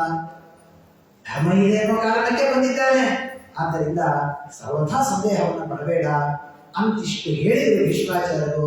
ಆಗ ಅವನಿಗೆ ಚಿಂತನೆ ಬಂತು, ನನ್ನ ಕಾಲ ಹತ್ತಿರ ಬಂದಿದೆ, ಇನ್ನೂ ಮತ್ತೆ ನನ್ನ ಸಂಬಂಧಿಕರು ಇವ್ರಿಗೆ ಕನ್ವಿನ್ಸ್ ಮಾಡಬೇಕು, ಇವನೇ ಸೀಟಿ ಕೂಡದೆ ಇದ್ರೆ ಇನ್ನೊಬ್ರು ಬಂದುಬಿಟ್ರೆ ಹೆಂಗೆ, ಇದೇ ಚಿಂತೆ ಮಾಡ್ಬೋದು ಅಂತಾರೆ. ಇದರಲ್ಲೇ ದೇಹ ಕೃಷ್ಣಾರ್ಪಣ ಆದರೆ ಇನ್ನೇನು ಸಾಧನೆ ಮಾಡೋದು? ಹಾಗಾದ್ರೆ ಅಪೃಚ್ಛದ್ ವಿವಿಧಾನ್ ಧರ್ಮಾನ್ ಋಷೀಣಾಂ ಅನುಸೃತವಾನ್. ಆಗ ಅನೇಕ ತತ್ವಗಳನ್ನ ಆ ಭೀಷ್ಮಾಚಾರ್ಯರು ಆ ಪ್ರಸಂಗದಲ್ಲಿ ಮಾಡಿದ ಉಪದೇಶಗಳೇ ಮಹಾಭಾರತದಲ್ಲಿ ಅನೇಕ ಪರ್ವಗಳಾಯಿತು. ದಾನ ಧರ್ಮ ಪರ್ವ, ರಾಜಧರ್ಮ ಪರ್ವ, ಮೋಕ್ಷ ಧರ್ಮ ಪರ್ವ, ಸ್ತ್ರೀ ಧರ್ಮ, ಭಗವತ್ ಧರ್ಮ, ಅನೇಕ ಧರ್ಮಗಳನ್ನ ಆ ಭೀಷ್ಮಾಚಾರ್ಯರು ಶರಪಂಜರದಲ್ಲಿ ಮಲಗಿ ಉಪದೇಶ ಮಾಡಿದ್ದಾರೆ. ಆ ಜ್ಞಾನ ಪರಶುರಾಮ ದೇವರು ನೀಡಿದ ಜ್ಞಾನ ಎಷ್ಟು ಶುದ್ಧವಾದ ಜ್ಞಾನ ವಿಚಾರ ಮಾಡಿ. ಶರಪಂಜರದಲ್ಲಿ ಮಲಗಿದ್ದಾರೆ. ನಾವು ಎಸಿ ಒಳಗೆ ಕೂತ್ರೆ ಒಂದು ವಿಷ್ಣು ಸಹಸ್ರನಾಮ ಮುಗಿಯೋದ್ರಾಗ ಒಂದು ಅರ್ಧ 1-2 ತಾಸು ಆಗಿಬಿಡ್ತದೆ. ಅರ್ಧ ಬರುತ್ತೆ, ಯಾವ ಮಾತಾಡಿಸಿದ್ಕೊಳ್ಳೆ ವಿಶ್ವನಾಮ ಸಹಸ್ರಸ್ಯ ಬಂದಿದ್ದೆ ಶುರು ಮತ್ತೆ. ಹೀಗೆ ಕೊನೆಯವರೆಗೂ ಪೂಜಾ ಶುರುವಾದಾಗಿಂದ ವಿಷ್ಣು ವಾಯುಸ್ತುತಿ ಒಳಗೆ ಪೂಜಾ ಮುಗಿದು ಹೋಗ್ಬಿಡುತ್ತೆ ಪೂರ್ಣ. ಮಾತರಿಸುವ ತನಕ ಬರೋದೇ ಇಲ್ಲ. ಆದರೆ ಭೀಷ್ಮಾಚಾರ್ಯರು ಆ ಜ್ಞಾನವನ್ನೆಲ್ಲ ಅವರಿಗೆ ಧಾರೆಯನ್ನ ಎರೆದಿದ್ದಾರೆ. ಧರ್ಮಾನ್ ಪ್ರವರತಸ್ತಸ್ಯ ಸಕಾಲ ಪ್ರತ್ಯುಪಸ್ಥಿತಃ ಯೋ ಯೋಗೀನ್ ಅಚ್ಛಂದ ಮೃತ್ಯೋ ಸ್ವಚ್ಛಂದ ಮೃತ್ಯೋ ವಾಂಛಿತಸ್ತು ಉತ್ತರಾಯಣದ ಕಾಲ ಆಗ ಸಮೀಪಿಸಿದೆ. ತಾವು ಸ್ವೇಚ್ಛಾಮರಣಿಗಳಾಗಿದ್ದರು ಭೀಷ್ಮಾಚಾರ್ಯರಾದ್ದರಿಂದ ಅವರು ದಕ್ಷಿಣಾಯನ ಬೇಡ, ಉತ್ತರಾಯಣದಲ್ಲೇ ನಾನು ದೇಹವನ್ನು ಬಿಡಬೇಕು ಅಂತ ಕಾಯ್ತಾ ಇದ್ದಾರೆ. ವ್ಯಾಖ್ಯಾನಕಾರ ಹೇಳ್ತಾರೆ, ಹಾಗಾದ್ರೆ ಏನು ಉತ್ತರಾಯಣದಲ್ಲಿ ಪ್ರಾಣ ಬಿಟ್ಟವರಿಗೆ ಮಾತ್ರ ಸದ್ಗತಿಯಾಗತ್ತೆ ಅನ್ನೋದಾದ್ರೆ, ದಕ್ಷಿಣಾಯನದಲ್ಲಿ ಅನೇಕ ನಮಗೆಲ್ಲ ಏನು ಸ್ವಚ್ಛಂದ ಇಚ್ಛಂದ ಏನು ಯಾವಾಗ ಬೇಕಾದ್ರೂ ಸ್ವಚ್ಛಂದ ಸಾಯೋರು, ನಾವು ಯಾವಾಗ ಬೇಕಾದ್ರೂ ಸಾಯೋರು ಅಂತ. ಹಾಗಾದ್ರೆ ನಮಗೆಲ್ಲ ಸಾಧನೆ, ಒಬ್ಬ ವ್ಯಕ್ತಿ ತುಂಬಾ ಸಾಧನೆಯಿಂದ ಮಾಡಿದ್ದಾನೆ ಜೀವನದಲ್ಲಿ, ದಕ್ಷಿಣಾಯನದಲ್ಲಿ ಪ್ರಾಣವನ್ನು ಬಿಟ್ಟ, ಹಾಗಾದ್ರೆ ಅವರ ಸಾಧನೆ ಎಲ್ಲ ವ್ಯರ್ಥ ಆಗುತ್ತೆ ಅಂತ ತಿಳ್ಕೋಬೇಕಾ? ಹಾಗರ್ಥ ಅಲ್ಲ. ನಮ್ಮ ದೇಹದಲ್ಲಿ ಏನೇ ಉತ್ತರಾಯಣ ನಾಡಿಗಳು ದಕ್ಷಿಣಾಯನ ನಾಡಿಗಳು ಅಂತ ಇದೆ. ಉತ್ತರಾಯಣ ನಾಡಿಯಿಂದ ಯಾವನ ಜೀವನ ಉತ್ಕ್ರಮಣವಾಗುತ್ತೆ ಅಂಥವನ ಜೀವ ಸದ್ಗತಿಯನ್ನು ಹೊಂದತ್ತೆ ಎನ್ನುವ ಅರ್ಥದಲ್ಲಿ. ಆದರೆ ಅದರಲ್ಲಿಯೂ ಭೀಷ್ಮಾಚಾರ್ಯರಂತಹ ಮಹಾನುಭಾವರಿಗೆ, ಸಾಧನೆ ಮಾಡಿದವರಿಗೆ ಉತ್ತರಾಯಣವೋ ದಕ್ಷಿಣಾಯಣವೋ ಸಂಬಂಧವೇ ಇಲ್ಲ. ನಮ್ಮಂಥವರಿಗೆ ಒಂದು ಸಂದೇಶ ಅಷ್ಟೇ. ಅನೇಕ ಕಾಲಗಳಲ್ಲಿ ಯಾವ ಕಾಲ ಶ್ರೇಷ್ಠ ಅಂದ್ರೆ ಉತ್ತರಾಯಣ ಕಾಲ ಶ್ರೇಷ್ಠ ಅಂತ ಇದ್ದೇ ಅಷ್ಟೇ ಅರ್ಥವೇ ಹೊರತು, ಹಾಗಾದ್ರೆ ದಕ್ಷಿಣಾಯಣದಲ್ಲಿ ಮರಣ ಹೊಂದಿದವರಿಗೆ ಸದ್ಗತಿಯೇ ಆಗೋದಿಲ್ಲ, ಹಾಗ ಅರ್ಥವನ್ನು ತಿಳಿಯಬಾರದು ಎಂಬುದಾಗಿ ತಿಳಿಸಿಕೊಡ್ತಾರೆ. ಆಗ ಯಾವಾಗ ತಮ್ಮ ಮರಣದ ಕಾಲ ಸಮೀಪಿಸಿದೆ ಅಂತ ಗೊತ್ತಾಯಿತು, ಭೀಷ್ಮಾಚಾರ್ಯರು ಮಾತನ್ನೇ ನಿಲ್ಲಿಸಿಬಿಟ್ಟಿದ್ದಾರೆ. ಸಹಸ್ರಣಿ ತದೋಪಸಂಹೃತ್ಯ ಗಿರಂ, ತಮ್ಮ ಮಾತನ್ನು ನಿಲ್ಲಿಸಿ ವಿಮುಕ್ತ ಸಂಗಮನ ಆದಿಪುರುಷೇ. ವಿಚಿತ್ರ, ಇದೆಲ್ಲ ನಮ್ಮ ಜೀವನವೇ ಆಗೋದಿಲ್ಲ. ಹೇಗೆ ಹಿಂದಿನ ಕ್ಷಣದವರೆಗೆ ಧರ್ಮರಾಜನಿಗೆ ಉಪದೇಶ ಮಾಡಿದ್ದಾರೆ, ಬೇಡ ಅಂತ ಅನಿಸಿದ ಕೂಡಲೇ ಆ ಸಂಘವನ್ನು ಬಿಟ್ಟಂತೆ ದೇವರಲ್ಲಿ ಮನಸ್ಸಿಟ್ಟು. ಇದೆಲ್ಲ ಹೆಚ್ಚಾಗಿ ನಾವು ಇಡೋದೇ ಇಲ್ಲಿಂದ ಮೊಬೈಲ್ ತೆಗೆದಲ್ಲಿ ಇಡಬೇಕಷ್ಟೇ ನಾವು. ಆದರೆ ಮನಸ್ಸೆಲ್ಲ ಇಲ್ಲಿ ಮನಸ್ಸು ಹೋಯಿತು, ಅಲ್ಲಿ ಮನಸ್ಸು ಬಂತು, ಇದು ನಮಗೆ ಜೀವನವೇ ಆಗೋದಿಲ್ಲ. ಸಾಧನೆಯನ್ನ ಮಾಡಿ ಮಾಡಿ ಮಾಡಿ ದೇವರನ್ನ ಆ ಮನಸ್ಸನ್ನ ಕೊಡಬೇಕಷ್ಟೇ. ಆ ರೀತಿ ಕೃಷ್ಣೆ ರಸತ್ಪೀತ ಪಟೆ ಚತುರ್ಭುಜೆ ಪುರಸ್ಥಿತೆ ಅಮೀಲಿತ ವ್ಯಧಾರಯತೆ. ಸಾಮಾನ್ಯವಾಗಿ ಹೇಗಿರುತ್ತೆ, ಸಾಧನೆ ಮಾಡ್ರಿ ಅಂತ ಹೇಳಿದ ಕೂಡಲೇ ನಮ್ಗೆ ಇನ್ನೇನು ಬೇಡಪ್ಪ ಅಂತ ಹೇಳಿ ಕಣ್ಣು ಮುಚ್ಚಿದ್ದೇವೆ. ಅಲ್ಲಿ ಒಂದು ಕಣ್ಣು ಮುಚ್ಚೋದಲ್ಲ, ಭಾಗವತ ಹೇಳುತ್ತೆ ಕಣ್ಣು ತೆಗಿಬೇಕೀಗ. ಯಾಕೆ ದೇವರು ಎದುರಿಗೆ ನಿಂತಿದ್ದಾನೆ, ಎದುರಿಗೆ ನಿಂತು ದೇವರು ನೋಡೋದು ಬಿಟ್ಟು ಕಣ್ಣು ಮುಚ್ಚಿದ್ರೆ ಏನ್ ಲಾಭ? ಹೀಗಾಗಿ ನಿಮೀಲಿತ ಅಮೀಲಿತ ಕಣ್ಣನ್ನ ತೆಗೆದಿದ್ದಾನೆ, ಕಣ್ಣನ್ನ ಬಿಳಿಸಿದೆ, ತೆಟ್ಟಿಸಿ ದೇವರನ್ನ ನೋಡ್ತಾ ಇದ್ದಾರೆ ಭೀಷ್ಮಾಚಾರ್ಯರು. ಶುದ್ಧವಾದ ಭಗವಂತನ ಸಚ್ಚಿದಾನಂದಾತ್ಮಕವಾದ ರೂಪ ಪೀತಾಂಬರವನ್ನು ಧಾರಣೆ ಮಾಡಿದ್ದಾನೆ. ವಿಶುದ್ಧಯ ಧಾರಣಯ ಧೃತಾಶುಭ ತದೀಕ್ಷಯೈವಾಶು ಗತಾಯುಧೌ ಯಥಃ ನಿವೃತ್ತ ಸರ್ವೇಂದ್ರಿಯ ವೃತ್ತಿ ವಿಭ್ರಮಃ ತುಷ್ಟಾವಜಲ್ಪಂ ವಿಸರ್ಜನ್ ಜನಾರ್ದನಂ. ದೇವರನ್ನ ನೋಡ್ತಾ ನೋವಾಗ್ತಾ ಇತ್ತು ಭೀಷ್ಮಾಚಾರ್ಯ. ಮೈಯೆಲ್ಲ ಚುಚ್ಚುತ್ತಾ ಇದೆ, ತುಂಬಾ ನೋವಾಗ್ತಾ ಇದೆ. ಯಾವಾಗ ದೇವರ ರೂಪವನ್ನ ಅಡಿಯಿಂದ ಮುಡಿಯವರೆಗೆ ನೋಡಿ ಆನಂದ ಪಡ್ಲಿಕ್ಕೆ ಶುರು ಮಾಡಿದ್ರು ನೋಡ್ರಿ, ಭಾಗವತ ಹೇಳುತ್ತೆ ತದೀಕ್ಷಯೈವಾಶು ಗತಾಯುಧೌ ಯಥಃ. ಯಾವಾಗ ದೇವರನ್ನ ನೋಡಿದ ಆನಂದದೊಳಗೆ ಮುಳುಗಿದರೋ ಗತ ಆಯುಧೌ ಯಥಃ, ಚುಚ್ಚಿದ ಆಯುಧಗಳ ದುಃಖವೇ ಹೊರಟೋಯ್ತಂತೆ. ಆನಂದ ಪಟ್ಟಿದ್ದಾರೆ, ನೋಡ್ತಾ ಇದ್ದಾರೆ ದೇವರನ್ನ. ಸ್ವಸುಖ ಉಪಗತೆ ಕ್ವಚಿತ್ ವಿಹರ್ತು ಪ್ರಕೃತಿ ಉಪೇಯುಷಿ ಯದ್ಭವ ಪ್ರವಾಹ. ದೇವರನ್ನ ನೋಡ್ತಾ ನೋಡ್ತಾ ಅದ್ಭುತವಾದಂತಹ ಸ್ತೋತ್ರಗಳನ್ನು ಮಾಡ್ತಾರೆ. ಸ್ತೋತ್ರ ಮಾಡ್ತಾರೆ, ಸುಮಾರು ಒಂದು 10-15 ಶ್ಲೋಕಗಳಲ್ಲಿ ಸ್ತೋತ್ರ ಮಾಡ್ತಾರೆ. ಆ ಎಲ್ಲ ಸ್ತೋತ್ರಗಳಲ್ಲಿರುವ ಕಾಮನ್ ಆದ ಒಂದು ಪ್ರಾರ್ಥನೆ ಏನು ಗೊತ್ತಾ? ಇಂತಹ ದೇವರು ನನ್ನ ಮನಸ್ಸಿನಲ್ಲಿ ನೆಲೆಸಲಿ, ಅವನ ನಾಮ ನಮ್ಮ ಬಾಯಿಯಿಂದ ಹೋಗುವುದು ಬೇಡ, ಇಂತಹ ದೇವರ ಮಹಿಮೆ ಎಂಬುದಾಗಿ ಅದ್ಭುತವಾದ ಸ್ತೋತ್ರವನ್ನು ಮಾಡ್ತಾರೆ. ಹೇಗೆ ಕುಂತಿ ಕೆಲವು ಬಾಲಲೀಲೆಗಳನ್ನ ಹಿಂದೆ ಸ್ತೋತ್ರ ಮಾಡಿದ್ದನ್ನ ಕೇಳಿದ್ರಲ್ಲ, ಸ್ವಲ್ಪ ಎಂಗೇಜಿಗೆ ಬಂದ ಮೇಲೆ ಮಾಡಿದ ಲೀಲೆಗಳನ್ನು ಭೀಷ್ಮಾಚಾರ್ಯ ವರ್ಣನೆ ಮಾಡ್ತಾರೆ ಬಹಳ ಸುಂದರವಾಗಿ.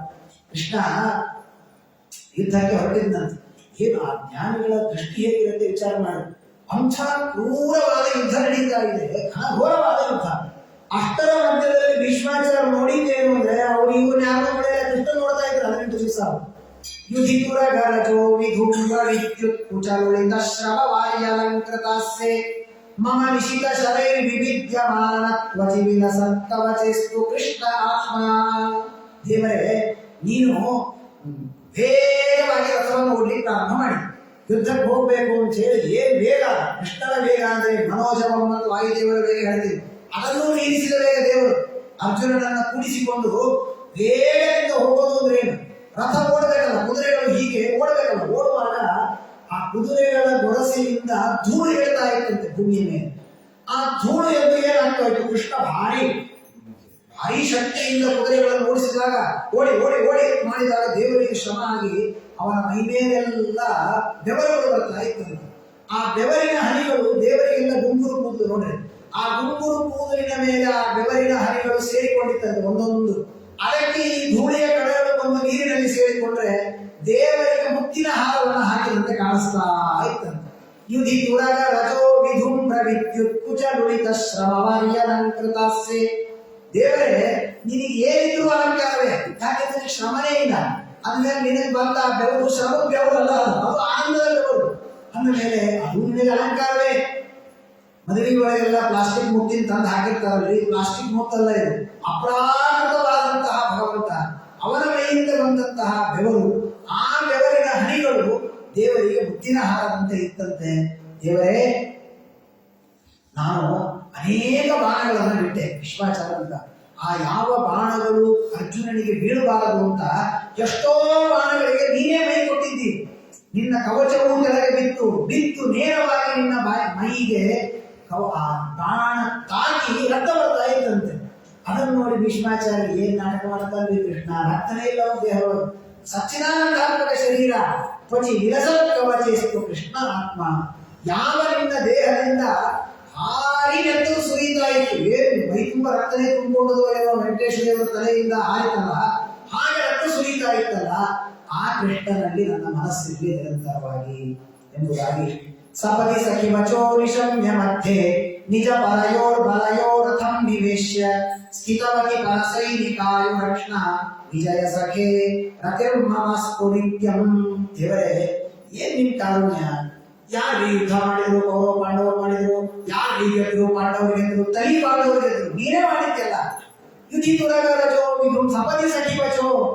ಕೃಷ್ಣ ಪ್ರತಿ ದಿವಸ ಅರ್ಜುನ ಹೇಳ್ತಾ ಇದ್ದಂತೆ, ಕೃಷ್ಣ ಸುಮ್ಮನೆ ಎಲ್ಲೋ ಹೋಗಿ ನಿಲ್ಲಿಸ್ಬಿಡ್ಬೇಡ ಅಂತ, ಒಂದ್ಸರಿ ಮಧ್ಯದಲ್ಲಿ ನಿಲ್ಲಿಸು, ನಾನು ಎಲ್ಲ ನೋಡ್ಬೇಕು, ಆಡಿಯನ್ಸ್ ಒಂದ್ಸರಿ ನೋಡಿ ಯಾರ್ಯಾರು ಹೆಂಗಿದ್ದಾರೆ ಅಂತ ಹೇಳಿ ರೆಡಿ ಆಗ್ಬೇಕಲ್ಲ ಮಾಡ್ಬಿಡ್ಲಿಕ್ಕೆ ಅಂತ ದಿನಾ ಅರ್ಜುನಿಗೆ ಕೃಷ್ಣನಿಗೆ ಹೇಳ್ತಾ ಇದ್ದರು ಭೀಷ್ಮಾಚಾರ್ಯ ಅಂತ. ಅದು ಅರ್ಜುನ ಹೇಳಿದ್ದಲ್ಲ, ಕೃಷ್ಣ ಹೇಳಿಸಿದ್ದು. ಯಾಕೆಂದ್ರೆ ಆ ಮಧ್ಯದಲ್ಲಿ ನಿಂತು ಕೃಷ್ಣ ಒಂದು ಬಾರಿ ಹೀಗೆ ತಿರುಗಿ ನೋಡ್ತಿದ್ದಂತೆ ಇಡೀ ಯುದ್ಧ ಭೂಮಿಯನ್ನು. ಏನ್ ನೋಡ್ತಿದ್ದ ಅಂದ್ರೆ, ಇವತ್ತು ಯುದ್ಧ ಪ್ರಾರಂಭ ಆದಾಗಿನಿಂದ ಸೂರ್ಯಾಸ್ತ ಆಗೋದ್ರೊಳಗೆ ಯಾರ್ಯಾರು ಸಾಯೋರಿದ್ದಾರೆ ಅವರೆಲ್ಲರ ಆಯುಷ್ಯವನ್ನು ಹರಣ ಮಾಡ್ತಾ ಇದ್ದ. ಹೃತವತಿ ಪರಸೈನಿಕಾಯು ಅಕ್ಷಾ ವಿಜಯ ಸಖೇ ರತಿರ್ಮಮಸ್ತು ನಿತ್ಯಂ. ಅವರೆಲ್ಲರ ಆಯುಷ್ಯವನ್ನು ಹರಣ ಮಾಡ್ತಿದ್ದಿ. ಅವ್ರು ಯಾರು ಆಯುಷ್ಯ ಹರಣ ಮಾಡೋರು? ಮುಂದೆ ಯಾರ್ಯಾರ ಅರ್ಜುನ ಬಾಣ ಬಿಟ್ಟು ಕೊಲ್ಲಬೇಕಾಗಿದೆ ಎಲ್ಲ ಡಮ್ಮಿ ಪೀಸ್ ಅಂತೇವು, ಎಲ್ಲ ಆಯುಷ್ಯ ಹರಣ ಮಾಡಿ ಸುಮ್ಮನೆ ಗೊಂಬೆ ನಿಲ್ಲಿಸುತ್ತಿದ್ದ. ಹೀಗೆ ಅರ್ಜುನ ಬಾಣ ಬಿಟ್ಟರೆ ಅವ್ರು ಬಿದ್ದುಕೊಳ್ಳೆ ಅರ್ಜುನ ಗೆದ್ದಾಗ ಅಂಡೇವ ಧನುರ್ಧಾರಿ ಅಂತ ಹೇಳಿ ಅವರಿಗೆಲ್ಲ ವಿಜಯವನ್ನು ಕೊಟ್ಟಿಯಲ್ಲ. ವಿಜಯ ಸಖೆ ರತಿರ್ಮಮಸ್ತು ನಿತ್ಯಂ. ಇಂತಹ ದೇವರು ನನ್ನ ಮನಸ್ಸಿನಲ್ಲಿ ನಿರಂತರವಾಗಿ ತನ್ನ ಸಂವಿಧಾನವನ್ನು ಇಲ್ಲಿ ವ್ಯವಸ್ಥಿತ ಪ್ರಥನಾ ಮುಖಂ ನಿರೀಕ್ಷ್ಯ ಸ್ವಜನ ವಧಾತ್ ವಿಮುಖಸ್ಯ ಘೋಷ ಬುದ್ಧ್ಯ ಕುಮತಿ ಮಹದಾತ್ಮ ವಿದ್ಯಯಾಯಶ್ಚರಣರತಿಃ ಪರಮಸ್ಯ ಮೇ ತಸ್ಯ ಮೇಸ್ತು. ನಾವು ಬರೀ ಹೇಗೆ ಅನ್ಕೊಳ್ತೇವೆ, ಕೆಲವು ಬಾರಿ ಕಷ್ಟ ಬಂತು ಅಂದ್ರೆ ದೇವರು ನನಗೆ ಕಷ್ಟ ಕೊಟ್ಬಿಟ್ಟ ಅಂತ ಅನ್ಕೊಳ್ಳೋ ಸಹಜ. ಆದ್ರೆ ನನ್ನಿಂದ ಒಂದು ಸತ್ಕರ್ಮವಾಯಿತು ಅಂದ್ರೆ ನನಗೆ ಮಾಡ್ಲಿಕ್ಕೆ ಎಷ್ಟು ಕಷ್ಟ ಇದ್ದರೂ ದೇವರು ನನ್ನಿಂದ ಮಾಡಿಸಿದ ಅಂತ ಒಂದು ದಿವಸ ಆದ್ರೂ ನಮ್ಗೆ ಬರೋದಿಲ್ಲ. ಇದನ್ನ ಭೀಷ್ಮಾಚಾರ್ಯ ಹೇಳ್ತಾರೆ. ದೇವರು ಒಬ್ಬರಿಂದ ಒಳ್ಳೆಯ ಕೆಲಸ ಮಾಡಿಸಿ ಇವನಿಗೆ ಜಯ ಕೊಡಬೇಕು ಅಂತ ಸಂಕಲ್ಪ ಬಂದ್ರೆ ನಾನು ಇದು ಮಾಡಲೇಬಾರದು ಅಂತ ಇಪ್ಪರಲಾಗ ಹೊಡೆದು ಕೂತ್ರು ದೇವರು ಮಾಡಿಸ್ತಾನೆ. ಏಕಾದಶಿ ತಿನ್ಬೇಕು ಅಂತ ನಿರ್ಧಾರ ಮಾಡಿರ್ತಾನ ಅವ್ನ ವ್ಯಕ್ತಿ.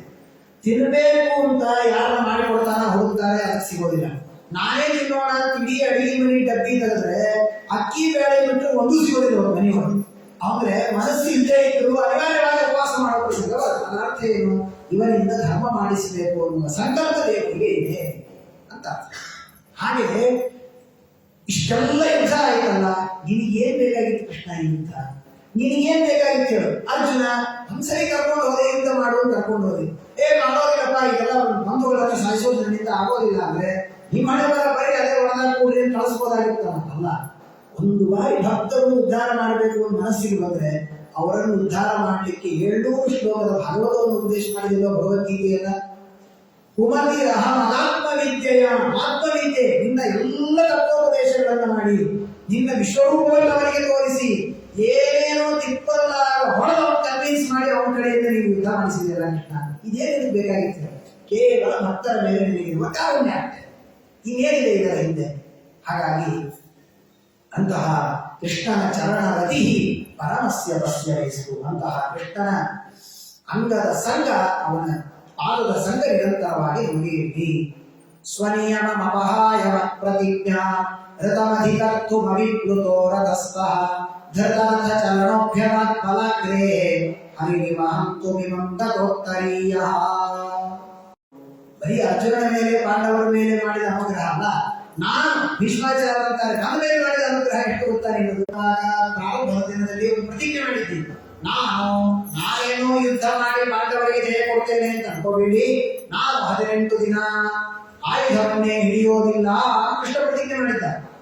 ಪ್ರತಿಜ್ಞೆ ಮಾಡಿದಾಗ ಭೀಷ್ಮಾಚಾರ್ಯರು ಪ್ರತಿಜ್ಞೆ ಮಾಡಿದ್ರು, ನಾನು 18 ದಿವಸದಲ್ಲಿ ಕೃಷ್ಣನ ಕೈಯಿಂದ ಆಯುಧವನ್ನು ಹಿಡಿಸ್ತೇನೆ ಅಂತ ಹೇಳಿ. ಭೀಷ್ಮಾಚಾರ್ಯ ಅಂತಾರೆ, ನಮ್ಮ ಭ್ರಷ್ಟ ಸಂಕಲ್ಪ ಇರಲಿ, ನಿನ್ನ ಸತ್ಯ ಸಂಕಲ್ಪ ಇರಲಿ, ಆದರೂ ನನ್ನ ಒಬ್ಬ ಭಕ್ತರ ಸಣ್ಣ ಪ್ರತಿಜ್ಞೆಯನ್ನು ಸತ್ಯ ಮಾಡುವುದಕ್ಕಾಗಿ ನಿನ್ನ ಮಾತನ್ನು ನೀನು ಸುಳ್ಳು ಮಾಡಿಕೊಂಡು ರಥದಿಂದ ಇಳಿದು ಬಂದಿ ಒಂದು ಚಕ್ರ ಹಿಡ್ಕೊಂಡು ಅದನ್ನು ನೋಡಿದರೆ ನೀ ಏನೋ ಭಾರಿ ಯುದ್ಧ ಮಾಡಲಿಕ್ಕೆ ಬಂದಿದೆ, ನಾಟಕ ಅನ್ನೋದು ಗೊತ್ತಿದೆ. ನೀನು ಹಾಗೆ ಬಂದಾಗ ಅರ್ಜುನನಿಗೆ ಒಂದು ಹುಮ್ಮಸ್ಸನ್ನು ಕೊಟ್ಟು ಅವನಿಂದ ವೇಗವಾಗಿ ಯುದ್ಧ ಮಾಡಿಸಬೇಕು ಕೃಷ್ಣ ಬಂದಿದ್ದು. ಹಾಗಾಗಿ ತುಂಬಾ ಸುಂದರವಾಗಿ ಬರೀತಾರೆ. ಹಾಗಾದ್ರೆ ದೇವರು ತನ್ನ ಸಂಕಲ್ಪವನ್ನು ಸುಳ್ಳು ಮಾಡಿಲ್ಲ. ದೇವರೇ ಹೇಳಿದ್ದ, ನಾನು ಯುದ್ಧ ಮಾಡೋದಿಲ್ಲ ಅಂತ ಹೇಳಿದೆ, ಯುದ್ಧ ಮಾಡೇ ಇಲ್ಲ. ಭೀಷ್ಮಾಚಾರ್ಯ ಪ್ರತಿಜ್ಞೆ ಏನಿತ್ತು, ಅವನ ಕೈಯಿಂದ ಚಕ್ರ ಹಿಡಿಸ್ತೀನಿ ಹಿಡ್ಕೊಂಡ ಅಷ್ಟೇ, ಬಿಟ್ಟಿಲ್ಲ. ಸುಮ್ಮನೆ ಹೊಡೆದಾಗ ಮಾಡ್ತಿರ್ತಾರೆ ನೋಡಿ ಕೆಲವರು. ಹಾಗೆ ಕೃಷ್ಣ ವೇಗವಾಗಿ ಹೋಗಿದ್ದನ್ನು ನೋಡಿ ಅರ್ಜುನಿಗೆ ಮನಸ್ಸು ಭಯ ಆಗಿಟ್ಟು ನಿಧಾನ ಬಿಡಬಾರದು ಬಾಣಗಳನ್ನ, ಸ್ವಲ್ಪ ವೇಗವಾಗಿ ಆಡೋಣ ಶುರು ಮಾಡಿದ. ಕೃಷ್ಣ ಹೊಡೆ ಬಂದ್ಬಿಟ್ಟ. ಆದರೂ ಕೂಡ ನನ್ನ ಮಾತನ್ನ ಸತ್ಯ ಮಾಡುವುದಕ್ಕಾಗಿ ನೀನು ಧೃತ ರಥ ಚರಣೋಭ್ಯರಾತ್ಮನಾಗ್ರೆ ಹರಿಯುವ ಹಂತು ವಿಮಂತೋತ್ತರೀಯ. ಭೀಷ್ಮಾಚಾರ್ಯ ಅಂತಾರೆ, ಸಾಯಿಗೆ ಶರಪಂಜರದ ಮೇಲೆ ಮಲಗಿದ್ದೀನಿ ಈಗಲೂ ಆ ಪ್ರಸಂಗವನ್ನು ನೆನೆಸಿಕೊಂಡ್ರೆ ಭಯ ಆಗುತ್ತೆ. ನೀನು ಅಷ್ಟು ಹತ್ತು ಸಿಟ್ಟಿನಿಂದ ಬಂದದ್ದು ನೋಡಿದ್ರೆ ಒಂದು ಆನೆಯ ಮೇಲೆ ಸಿಂಹವೇ ಬಂದು ಎರಗಿರುತ್ತೆ, ನೀನು ನಿನ್ನ ಮೈ ಮೇಲಿರುವ ಉತ್ತರಿಯ ಕೆಳಗೆ ಬೀಳ್ತಾ ಇದ್ರು ನೋಡದೆ ಹಾಗೆ ಬಂದು ನನ್ನನ್ನು ಕೊಲ್ಲಿಕ್ಕೆ ಬಂದಿಲ್ಲ. ಅದನ್ನು ನೆನೆಸಿಕೊಂಡ್ರೆ ಇನ್ನೂ ನನಗೆ ಭಯ ಆಗುತ್ತೆ. ಅದು ನಿನ್ನ ಸ್ವರೂಪ, ಆ ಸ್ವರೂಪ ನನ್ನ ಮನಸ್ಸಿನಲ್ಲಿ ನಿರಂತರವಾಗಿ ಇರಲಿ ಅಂತ ಪ್ರಾರ್ಥನೆ ಮಾಡ್ತಾರೆ. ಶಿತ ವಿಶಿಖ ಹತೋ ವಿಶೀರ್ಣ ದಂಸಃ ಕ್ಷತಜ ಪರಿಪ್ಲುತ ಆತತಾಯಿನೋ ಮೇ ಪ್ರಸಭ ಅಭಿಸಸಾರ ಮಧ್ವರಾರ್ಥಂ ಸಂಭವತು ಭಗವಾನ್ ಮೇರುದೋ ಮುಕುಂದಃ ವಿಜಯರಥ ಕುಟುಂಬ ಆತ್ತತೋತ್ರೇ ಧೃತ ಹಯ ರಶ್ಮಿ ಚಿತ ಶ್ರಮೇ ಕ್ಷಣೀಯೇ ಭಗವತಿ ರತಿರಸ್ತು ಮೇ ಮುಮೂರ್ಷೋ ಯಮಿಹ ನಿರೀಕ್ಷ್ಯ ಹತಾಗತಾಸ್ವರೂಪಂ. ಭಗವಂತ, ನೀನು ಎಲ್ಲರಿಗೂ ವಿಜಯವನ್ನು ಕೊಡುವಂತಹ ಭಗವಂತ, ಆ ನಿನ್ನ ಸ್ವರೂಪ ನಿರಂತರವಾಗಿ ನನ್ನ ಮನಸ್ಸಿನಲ್ಲಿ ಇರಲಿ. ಮೋಕ್ಷವನ್ನು ಇಚ್ಛಿಸುವವರಿಗೆ ಮೋಕ್ಷವನ್ನೇ ಕೊಡುವಂತಹ ಸ್ವರೂಪ ನಿನ್ನದು. ನಿನ್ನ ನಾಮಸ್ಮರಣೆ ನಿರಂತರವಾಗಿ ನಮ್ಮ ಬಾಯಲ್ಲಿ ಬರಲಿ ಎಂಬುದಾಗಿ ಭೀಷ್ಮಾಚಾರ್ಯರು ಅದ್ಭುತವಾದ ಸ್ತೋತ್ರವನ್ನು ಮಾಡಿದ್ದಾರೆ. ಕೃಷ್ಣ ಏವಂ ಭಗವತಿ ಮನೋವಾಕ್ ದೃಷ್ಟಿವೃತ್ತಿಭಿ ಆತ್ಮನ್ಯಾತ್ಮಾನಮಾವೇಶ್ಯ ಸೋಂತಶ್ವಾಸ ಉಪಾರತ. ಭೀಷ್ಮಾಚಾರ್ಯರು ತಮ್ಮ ಶ್ವಾಸವನ್ನು ನಿಲ್ಲಿಸಿದ್ದಾರೆ, ಶರೀರವನ್ನು ಬಿಟ್ಟಿದ್ದಾರೆ. ಸರ್ವೇ ಬಭೂಸ್ತೆ ತೂಷ್ಣೀಂ ವಯಾಂಸಿ ವದಿನಾತ್ಯೆ ತತ್ರ ದುಂದುಭಯೋ ನೀರು ದೇವ ಗಂಧರ್ವ ನಾಯಿತಾಃ ಶಶಂಸು ಸಾಧವೋ ಬ್ರಹ್ಮನ್ ಖಾತ್ವೇತು ಪುಷ್ಪವೃಷ್ಟಯಃ ತಸ್ಯ ನಿರ್ಹರಣಾದೀನೇ. ಎಲ್ಲ ದೇವತೆಗಳು ಪುಷ್ಪವೃಷ್ಟಿ ಮಾಡಿದ್ದಾರೆ, ಭೀಷ್ಮಾಚಾರ್ಯರಿಗೆ ಆಶೀರ್ವಾದವನ್ನು ಮಾಡಿದ್ದಾರೆ. ಆಗ ಆ ದೇಹ ಕೆಳಗೆ ಬಿದ್ದಿದೆ. ಆ ದೇಹಕ್ಕೆ ಧರ್ಮರಾಜನೇ ನಿಂತುಕೊಂಡು ಎಲ್ಲ ಉತ್ತರ ಕ್ರಿಯೆಗಳನ್ನು ಮಾಡಿದ್ದಾನೆ.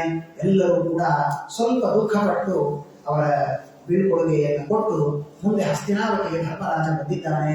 ಬಂದು ಅದ್ಭುತವಾದ ರಾಜ್ಯಭಾರವನ್ನು ಧರ್ಮರಾಜ ಮಾಡ್ತಾ ಇದ್ದಾನೆ. ಏನು ರಾಜ್ಯಭಾರ ಮಾಡೋದು ಇವತ್ತು ಎಲ್ಲದಕ್ಕೂ ಒಂದ್ ದಿವಸ ಬಿಟ್ಟು ಒಂದ್ ದಿವಸ ನೀರು ಬರ್ತದೆ, ಇನ್ನೊಂದೇನೋ ಹಾಲು ರೇಟ್ ಜಾಸ್ತಿ ಆಗುತ್ತೆ. ಇದೆಲ್ಲ ಯಾಕೆ? ಏನೋ ಅಕಸ್ಮಾತ್ ಆಯ್ತು ಅಲ್ಲ. ರಾಜ ಕಾಲಸ್ಯ ಕಾರಣ. ನಾವು ಮಾಡುವ ಅಧರ್ಮಕ್ಕಿಂತ ನಮ್ಮನ್ನ ಆಳುವ ರಾಜರು ಮಾಡುವಂತಹ ಅಧರ್ಮ ಅದು ಪ್ರಜೆಗಳ ಮೇಲೆ ಅದರ ಪ್ರತಿಫಲನ ಇರುತ್ತೆ. ಆದ್ದರಿಂದ ಆ ಭಾಗವತದ ಮಾತು ಕೇಳಿದ್ರೆ ಏನು ಒಂದಕ್ಕೊಂದು ಸಂಬಂಧ ಅನಿಸ್ಬಿಡ್ತದೆ. ಧರ್ಮರಾಜ ರಾಜ್ಯ ಭಾಗ ಮಾಡುವಾಗ ಏನಾಗ್ತಿತ್ತು, ಮಳೆ ಚೆನ್ನಾಗಿ ಬರ್ತಿತ್ತು. ಏನು ಮಳೆಯೇ ಕೊಡ್ತಾನೆ, ಮಳೆ ಚೆನ್ನಾಗಿ ಬರ್ತಿತ್ತು, ಭೂಮಿ ಚೆನ್ನಾಗಿ ಧಾನ್ಯಗಳನ್ನು ಕೊಡ್ತಾ ಇತ್ತು, ಆಕಳುಗಳು ಚೆನ್ನಾಗಿ ಹಾಲನ್ನು ಕೊಡ್ತಾ ಇತ್ತು. ಇದೆಲ್ಲ ಏನು ಸುಭಿಕ್ಷೆ? ನಮ್ಮ ಪ್ರಕಾರ ಇಲ್ಲಿ ಯಾಕಂದ್ರೆ ಆಕಳ ಹಾಲು ಕೊಡದೇ ಗೊತ್ತಿಲ್ಲ ನಮ್ಗೆ. ಅವ್ರು ಬಳಸಿದ್ದಾರೆ ಕೆಟ್ಟ ಕುಡಿಬೇಕಟ್ಟೆ, ಆಕಳಗಳು ತಲಸಂಧಾರ ಮಾಡಿಕೊಂಡು. ಹಾಗಾದ್ರೆ ಒಂದು ರಾಜ್ಯ ಸುಭಿಕ್ಷವಾಗಿದೆ ಎನ್ನುವುದಕ್ಕೆ ಕುರುಹು ಏನಪ್ಪ ಅಂದ್ರೆ, ನನ್ನ ಹತ್ರ ಎಕನಾಮಿ ಎಷ್ಟಿದೆ, ಹಣ ಎಷ್ಟಿದೆ ಅಲ್ಲ, ಎಷ್ಟು ನನ್ನ ಭೋಗಕ್ಕೆ ಸಿಗ್ತಾ ಇದೆ. ನಾವು ಅನೇಕ ಬಾರಿ ಹೇಳ್ತಾ ಇರ್ತೀವಿ. ಅನೇಕ ಕಡೆಗಳಲ್ಲಿ ನೋಡಿದಾಗ ಮಹಾಭಾರತವೋ ಭಾಗವತವೋ ಎಲ್ಲ ಕಡೆ ಹಳೆ ಕಾಲದ ಮನೆಗಳಲ್ಲೇ ನೋಡ್ರಿ ನೀವು ನಿಮ್ಮ ಕಾಲಕ್ಕೆ ಹಳೆಯ ಒಂದು 70-80 ವರ್ಷದ ಹಿಂದೆ ಹಳ್ಳಿ ಊರುಗಳಲ್ಲಿ ಇದ್ದಾಗ ಒಂದು ಮದುವೆಗೆ ಅಂತ ಕನ್ಯಾ ತೋರಿಸ್ಬೇಕು ಅಂತ ವರದ ಮನೆಗೆ ಬಂದ್ರೆ ಏನ್ ಹೇಳ್ತಾ ಇದ್ರು? ಇವ್ರು ತುಂಬಾ ಒಳ್ಳೆಯ ಮನೆ ರೀ, ಇವ್ರು ಒಳ್ಳೆ ಶ್ರೀಮಂತರು. ಯಾಕೆಂದ್ರೆ ಇವ್ರು ವರ್ಷಕ್ಕೆ ಒಂದು 10 ಚೀಲ ಭತ್ತ ಬರುತ್ತೆ ಇವ್ರ ಮನೆಗೆ, ಇವ್ರದ್ದು ಒಂದು 10 ಎಕರೆ ಭೂಮಿ ಇದೆ, ಒಂದು 10 ಆಕಳ ಕಟ್ಟ್ಯಾರಿ ಮನೆಯಾಗೆ 10 ಮನೆ ಕೊಡ್ರಿ. 10 ಆಕಳ ಕಟ್ಟ್ಯಾರ ಅಂತ ಹೇಳಿದ್ರೆ ದನ ಕಾಯಿ ಅಂತ ಹೇಳೋದು.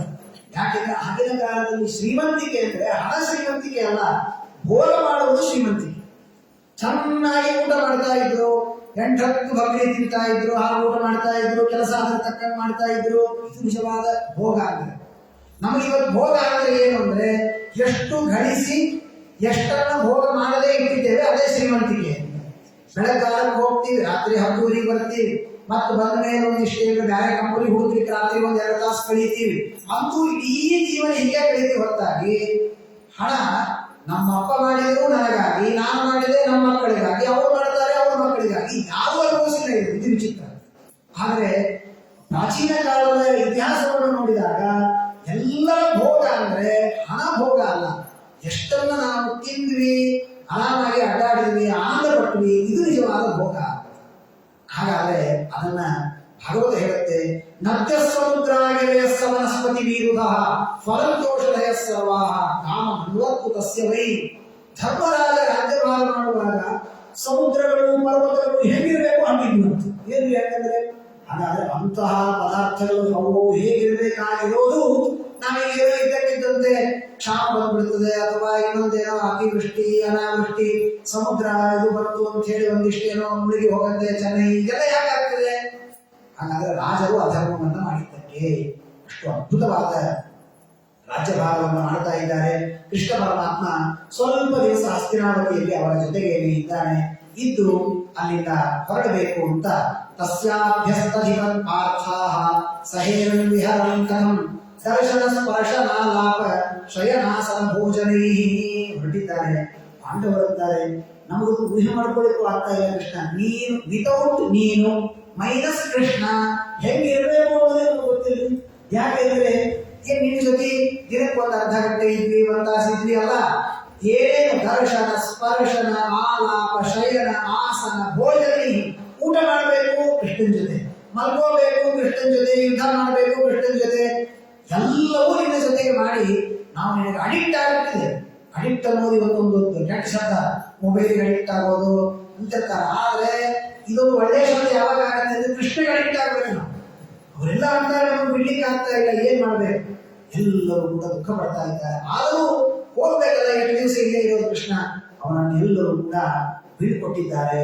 ಎಲ್ಲ ಇಡೀ ಹಸ್ತಿನಾವತಿ ಸ್ತ್ರೀಯರು ಕೃಷ್ಣನನ್ನು ನೋಡಿ ಅಂತಾರಂತೆ, ನಮಗೆ ಒಂದು ಸ್ವಲ್ಪ ದಿವಸ ನಮ್ಮ ಜೊತೆಗೆ ಇದ್ದಿದ್ದಕ್ಕೆ ಹೀಗಾಗಿದೆ ಅಂದ್ರೆ ಇನ್ನ ವೃಂದಾವನದಾಗೆ ದ್ವಾರಕೆಯಲ್ಲಿ ಇರುವಂತಹ ಗೋಪಿಕೆಯರಿಗೆ ಹೇಗೆ ಆಗಿರ್ಬೇಕು ಕೃಷ್ಣನನ್ನು ಬಿಟ್ಟು ಅಂತ ಅವೇ ಮಾಡಿಕೊಳ್ತಾರ. ಸವೈ ಕಿಲಾಯಂ ಪುರುಷ ಪುರಾತನೋ ಜಯೇನ ಆಸೀನ ವಿಶೇಷ ಆತ್ಮನಿ ಅಗ್ರೇ ಗುಣೇಭ್ಯೋ ಜಗದಾತ್ಮನೀಶ್ವರೇ ನಿಮೀಲಿತಾತ್ಮ ನಿಶಿಸುಪ್ತ ಶಕ್ತಿಷು ಸವಾ ಅಯಂ ಯತ್ ಪದಮತ್ರ ಸೂರಯೋ ಜಿತೇಂದ್ರಿಯಾ ನಿರ್ಜಿತಮಾತರೀಶ್ವರಃ ಪಶ್ಯಂತಿ ಭಕ್ತ್ಯುತ್ಕುಲಿತಾತ್ಮ ಕುಲಿತಾಮಲಾತ್ಮನ ನತ್ವೇಷ ಸತ್ವಂ ಪರಿಮಾಷ್ಟುಮರ್ಹತಿ. ಯಾವ ದೇವರನ್ನ ಒಂದೊಂದು ಕ್ಷಣ ನೋಡುವುದಕ್ಕೆ ಸಜ್ಜನರು ಕಾಯ್ತಾ ಇರ್ತಾರೆ. ಅಂಥ ದೇವರು ಗೋಕುಲದಲ್ಲಿ ಹುಟ್ಟಿದ, ವೃಂದಾವನದೊಳಗೆ ಆಟ ಆಡಿದ, ದ್ವಾರಕೆಯಲ್ಲಿ ಇರ್ತಾನೆ. ಅವನ ಜೊತೆಗೆ ಇರುವಂತಹ ಇಷ್ಟು ಜನ ಇದ್ದಾರಲ್ಲ, ಸ್ತ್ರೀಯರಂತಾರೆ ದೇವರಿಗೆ ನಮಸ್ಕಾರ ಮಾಡೋ ಯೋಗ್ಯತಾ ಇಲ್ಲವೇ ನಮಗೆ, ದ್ವಾರಕಾಪಟ್ಟಣದಲ್ಲಿ ಇರೋರಿಗೆ ಒಂದ್ಸರಿ ಸಾಷ್ಟಾಂಗ ನಮಸ್ಕಾರ ಮಾಡಿಬಿಡೋಣ. ಯಾಕೆಂದ್ರೆ ಅಹೋ ವಯಂ ಶ್ಲಾಘ್ಯತಮಂ ಯಲೋಕೂಲಂ ತ್ವಹೋ ಅಲಂ ಪುಣ್ಯತಮಂ ಮಧೋಬನಂ ಯದೇಶ ಪುಂಸಾಂ ವಿಷಯ ಪ್ರಿಯಶ್ರವಾಹ ಸ್ವಜನ್ಮನ ಚಂದ್ರಪಣೆಯನ್ನು ಚಾಂಚತಿ. ಯಾವ ದೇವರ ಪಾದವನ್ನು ಇಷ್ಟು ದಿನ ಅಡ್ಡಾಡಿದ ಆ ಯದುಕುಲವೇ ಪುಣ್ಯವಂತ. ಆ ಪರ್ವತ ಅರಣ್ಯಗಳು ಎಲ್ಲೆಲ್ಲಿ ದೇವರು ಅಡ್ಡಾಡಿದ್ನಲ್ಲ ಅದೆಲ್ಲವೂ ಪುಣ್ಯತಮವಾದ ಭೂಮಿ. ಆದ್ದರಿಂದ ನೂನಂ ವ್ರತ ಸ್ನಾನ ಹುತಾದಿನೇಶ್ವರ ಸಮರ್ಚಿತೋ ಹ್ಯಸ್ಯ ಗೃಹೀತ ಪಾಣಿಭಿಃ ಪಿಬಂತಿಯಾ ಸಖ್ಯಧರಾಮೃತಂ ಮುಹುಃ ವ್ರಜ ಸ್ತ್ರೀಯಃ ಸಂಮುಹುರ್ಯದಾಶಯಾಃ. ನಿರಂತರ ದೇವರ ವೇಣುನಾದವನ್ನು ಕೇಳಿದರು, ದೇವರ ಅಧರಾಮೃತವನ್ನು ಪಾನ ಮಾಡಿದರು, ದೇವರ ಜೊತೆಗೆ ರಸಕ್ರೀಡೆಯನ್ನು ಆಡಿದರು. ಯಾವ ಯಾದವರು ದೇವರ ಜೊತೆಗೆ ಅಲ್ಲಲ್ಲಿ ಹೋದರು, ಆ ಕಷ್ಟಗಳಿಂದ ಉದ್ಧಾರವನ್ನು ಹೊಂದಿದರು. ಇದನ್ನೆಲ್ಲ ಕೇಳಿದಾಗ ಎಷ್ಟು ಪುಣ್ಯವಂತರು ಅವರೆಲ್ಲ ಅಂತ ಅನಿಸ್ತದೆ. ಆದ್ದರಿಂದ ಅವರೆಲ್ಲರಿಗೆ ನಮ್ಮದೊಂದು ನಮಸ್ಕಾರ ಇರಲಿ ಅಂತ ನಮಸ್ಕಾರ ಮಾಡ್ತಾರಂತೆ. ಆಮೇಲೆ ಧರ್ಮರಾಜ ಹೋಗುವಾಗ ಕೃಷ್ಣನಿಗೆ ಹೇಳಿದಂತೆ, ಏ ಕೃಷ್ಣ, ಹಂಗೆಲ್ಲ ಒಬ್ಬರೇ ಹೋಗ್ಬಾರ್ದ, ಈಗ ಮನೆ ಯುದ್ಧ ಹೋಗದೆ ಮತ್ತೆ ಯಾರಾದ್ರೂ ಅಟ್ಯಾಕ್ ಮಾಡಿಬಿಟ್ರೆ ಏನ್ ಮಾಡೋದು? ಅದಕ್ಕೆ ನಿನ್ ಜೊತೆ ಒಂದು 4 ಚತುರಂಗ ಸೇನಾ ಕಳಿಸ್ತೀನಿ, ಕರ್ಕೊಂಡು ಹೋಗುವಂತ. ಆ ಸ್ತ್ರೀಯರು ನೋಡಿದಾಗ ಏನ್ ಧರ್ಮರಾಜ ಮಹಾರಾಜ ಇಷ್ಟೆಲ್ಲ ಸ್ತೋತ್ರ ಮಾಡಿದ್ರೆ ಅದು ಮತ್ತೆ ನಾವು ಕೃಷ್ಣ ಅಂತ ಅಭಿಮಾನ ಮಾಡ್ತಾನಲ್ಲ. ಅತಪೂರಾಗತಾಂ ಶೌರಿ ಅಜಾತ ಶತ್ರು ಕೃತನ ಗೌಡೀಧಾಯ ಮಧುದ್ವಿಷಃ ಪರೇಭ್ಯ ಶಂಕಿತ ಸ್ನೇಹಾತ್ ಪ್ರಾಯುಕ್ತ ಚತುರಂಗಿಣಿ ಕಳಿಸಿದಂತೆ. ಒಂದು ಸ್ವಲ್ಪ ನಿನ್ ಜೊತೆಗೆ ಯಾವುದಕ್ಕೂ ಕರ್ಕೊಂಡು ಹೋಗಿದ್ರು, ನೀನು ಮುಟ್ಟಿಸವರೆಲ್ಲ ಬಂದು ಬಿಡ್ತಾರೆ. ಯಾಕಂದ್ರೆ ಯಾರು ಅಟ್ಯಾಕ್ ಮಾಡಿಬಿಟ್ರೆ ಏನ್ ಮಾಡೋದು?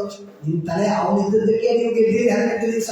ಆದರೆ ಆ ದೇವರ ಮೇಲೆ ದೇವರು ಎಷ್ಟೆಷ್ಟು ಒಂದೊಂದು ಕ್ಷಣದಲ್ಲಿ ಮೋಹವನ್ನು ಕೊಟ್ಟುಬಿಡ್ತಾನೆ. ಬಾಯಿ ತೆಗೆದ ಇಡೀ ಬ್ರಹ್ಮಾಂಡವನ್ನು ತೋರಿಸಿದ. ಅಥೋ ನಾನು 10 ಶ್ಲೋಕ ಸ್ತೋತ್ರ ಮಾಡಿದ್ರಿ, ದೇವರು ಬಾಯಿ ಮುಚ್ಚಿದ ನೋಡಿದ್ರೆ ಏನು ಕೃಷ್ಣ ಬಂದ ದುಡಿಮೆ ಕೊಡಿಸಿದ್ರು. ಯಾಕೆ? ದೇವರು ಮತ್ತೆ ನನ್ನ ಮಗ ಮೋಹ ಅಂತ ಕೊಟ್ಟು ಬಿಡ್ತಾನೆ.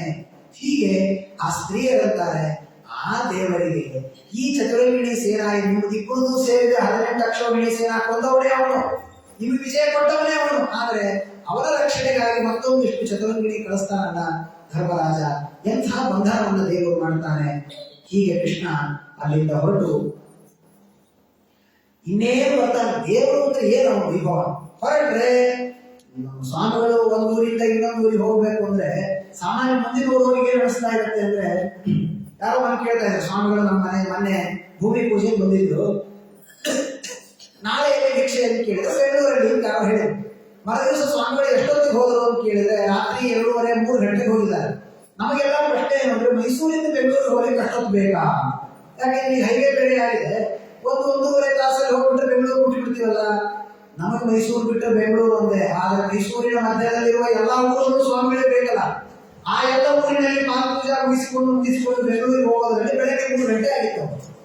ಹಾಗಾದ್ರೆ ದೇವರ ಆರಾಧನೆ ಮಾಡುವ ಸ್ವಾಮಿಗಳಿಗೆ ಶಿಷ್ಯರಿರ್ಬೇಕಾದ್ರೆ ಸರ್ವೋತ್ತಮನಾದ ದೇವರು ಹಸ್ತಿನಾವತಿಯನ್ನು ಬಿಟ್ಟು ದ್ವಾರಕೆಯನ್ನು ಮುಟ್ಟೋದ್ರಲ್ಲಿ ಅನೇಕ ಊರು ಎಲ್ಲರೂ ದಾರಿಯಲ್ಲಿ ಆರತಿ ಹಿಡ್ಕೊಂಡಿದ್ದಾರೆ.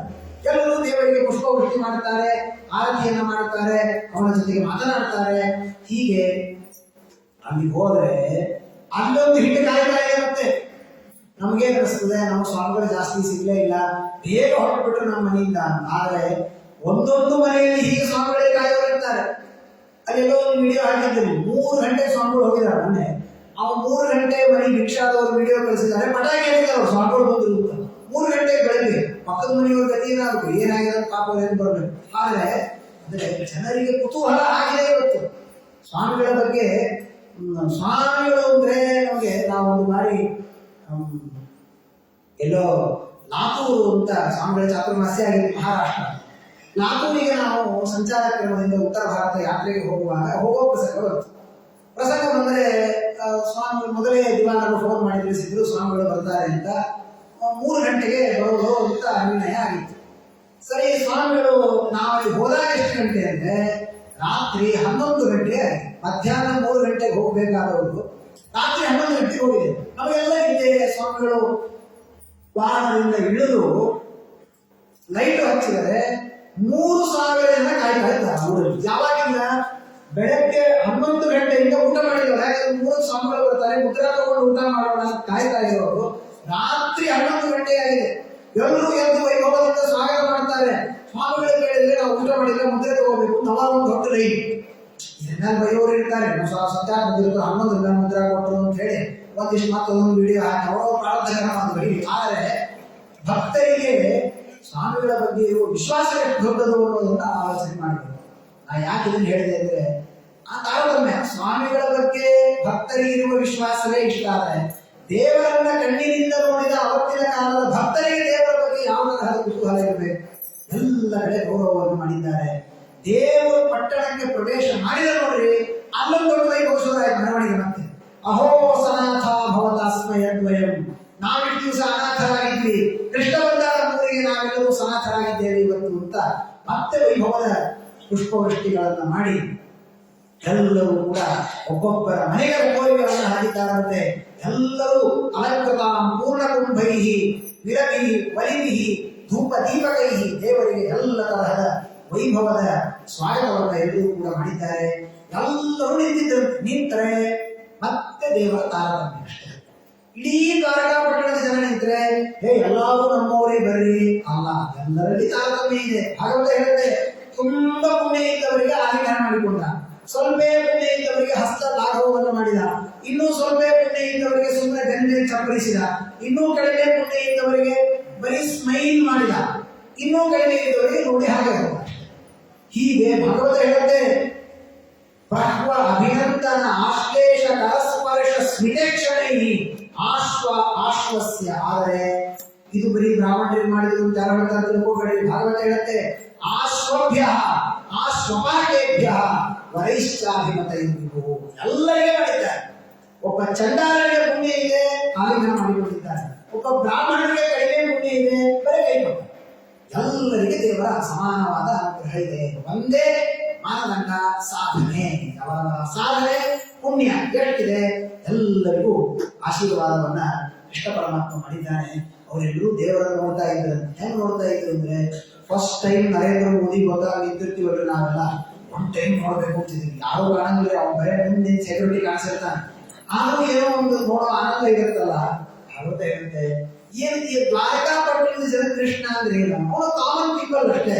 ಆದ್ರೆ ಹಾಗೆ ಇಲ್ಲಿರುವಂತೆ ಅವ್ರಿಗೆ ಕೃಷ್ಣನ್ ಯಾವಾಗ ನೋಡ್ತಾರೆ, ಯಾವಾಗಲೂ ಕೂಡ ಹೊಸದ. ನಿತ್ಯಂ ನಿರೀಕ್ಷಮಾನ ಯದ್ಯಪಿ ದ್ವಾರಕೌಕಸ ನವಿದೃಪ್ಯಂತಿ ದಶಃ ಶ್ರೀಯೋ ಧಾಮಾಂಗಮಚ್ಯುತಂ. ಕೃಷ್ಣನನ್ನ ಎಷ್ಟು ಬಾರಿ ನೋಡಿದರು ಹೊಸ ಕೃಷ್ಣ. ನಾನು ನೋಡೇ ಎಷ್ಟು ಚಂದ ಕಾಣಿಸ್ತಿರ್ತಾರೆ ಇವತ್ತು. ಈ ಹುಡುಗರಿಗೆ ಅವ್ರವ್ರ ಮಕ್ಕಳು ಅವ್ರವ್ರ ಅಪ್ಪ ಮಂದಿ ಕಾಣಿಸ್ತಿರ್ತಾರೆ ನೋಡಿ, ಅವ್ನು ಏನೋ ಆಗಿರಲ್ಲ ಹಾಗೆ ಇರ್ತಾನೆ. ಅದೇ ಮಾತೇ ಒಂದು ದಿವಸ ಆಡಿರ್ತಾನೆ, ನೀನು ನೋಡಿ ಇವತ್ತು ಎಷ್ಟು ಮಾತಾಡ್ಲಿರ್ತಾನೆ, ಮತ್ತೆ ಚಂದ ಕಾಣಿಸ್ಲಿರ್ತಾನೆ. ಅವ್ರು ಹುಟ್ಟಿದಾಗಿಂದ ಶಾಲಿಗ್ರಾಮವೇ ಕೊನೆ ತನಕ ಹಾಗೆ ಇರುತ್ತೆ. ಆದ್ರೆ ಮಕ್ಕಳಿಗೆ ಏನೋ ಮಕ್ಕಳು ಅನ್ನೋ ಪ್ರೀತಿ ಇರುತ್ತೆ. ಆದ್ರೆ ನಮಗೆ ನಮ್ಮ ಮಕ್ಕಳ ಮೇಲೆ ಪ್ರೀತಿ ಇರಬೇಕಾದ್ರೆ ಅಪ್ರಾಕೃತ ಸ್ವರೂಪಿಯಾದ ದೇವರನ್ನು ನೋಡಿ ಏನು ಆನಂದಪಟ್ಟಿದ್ದಾರೆ.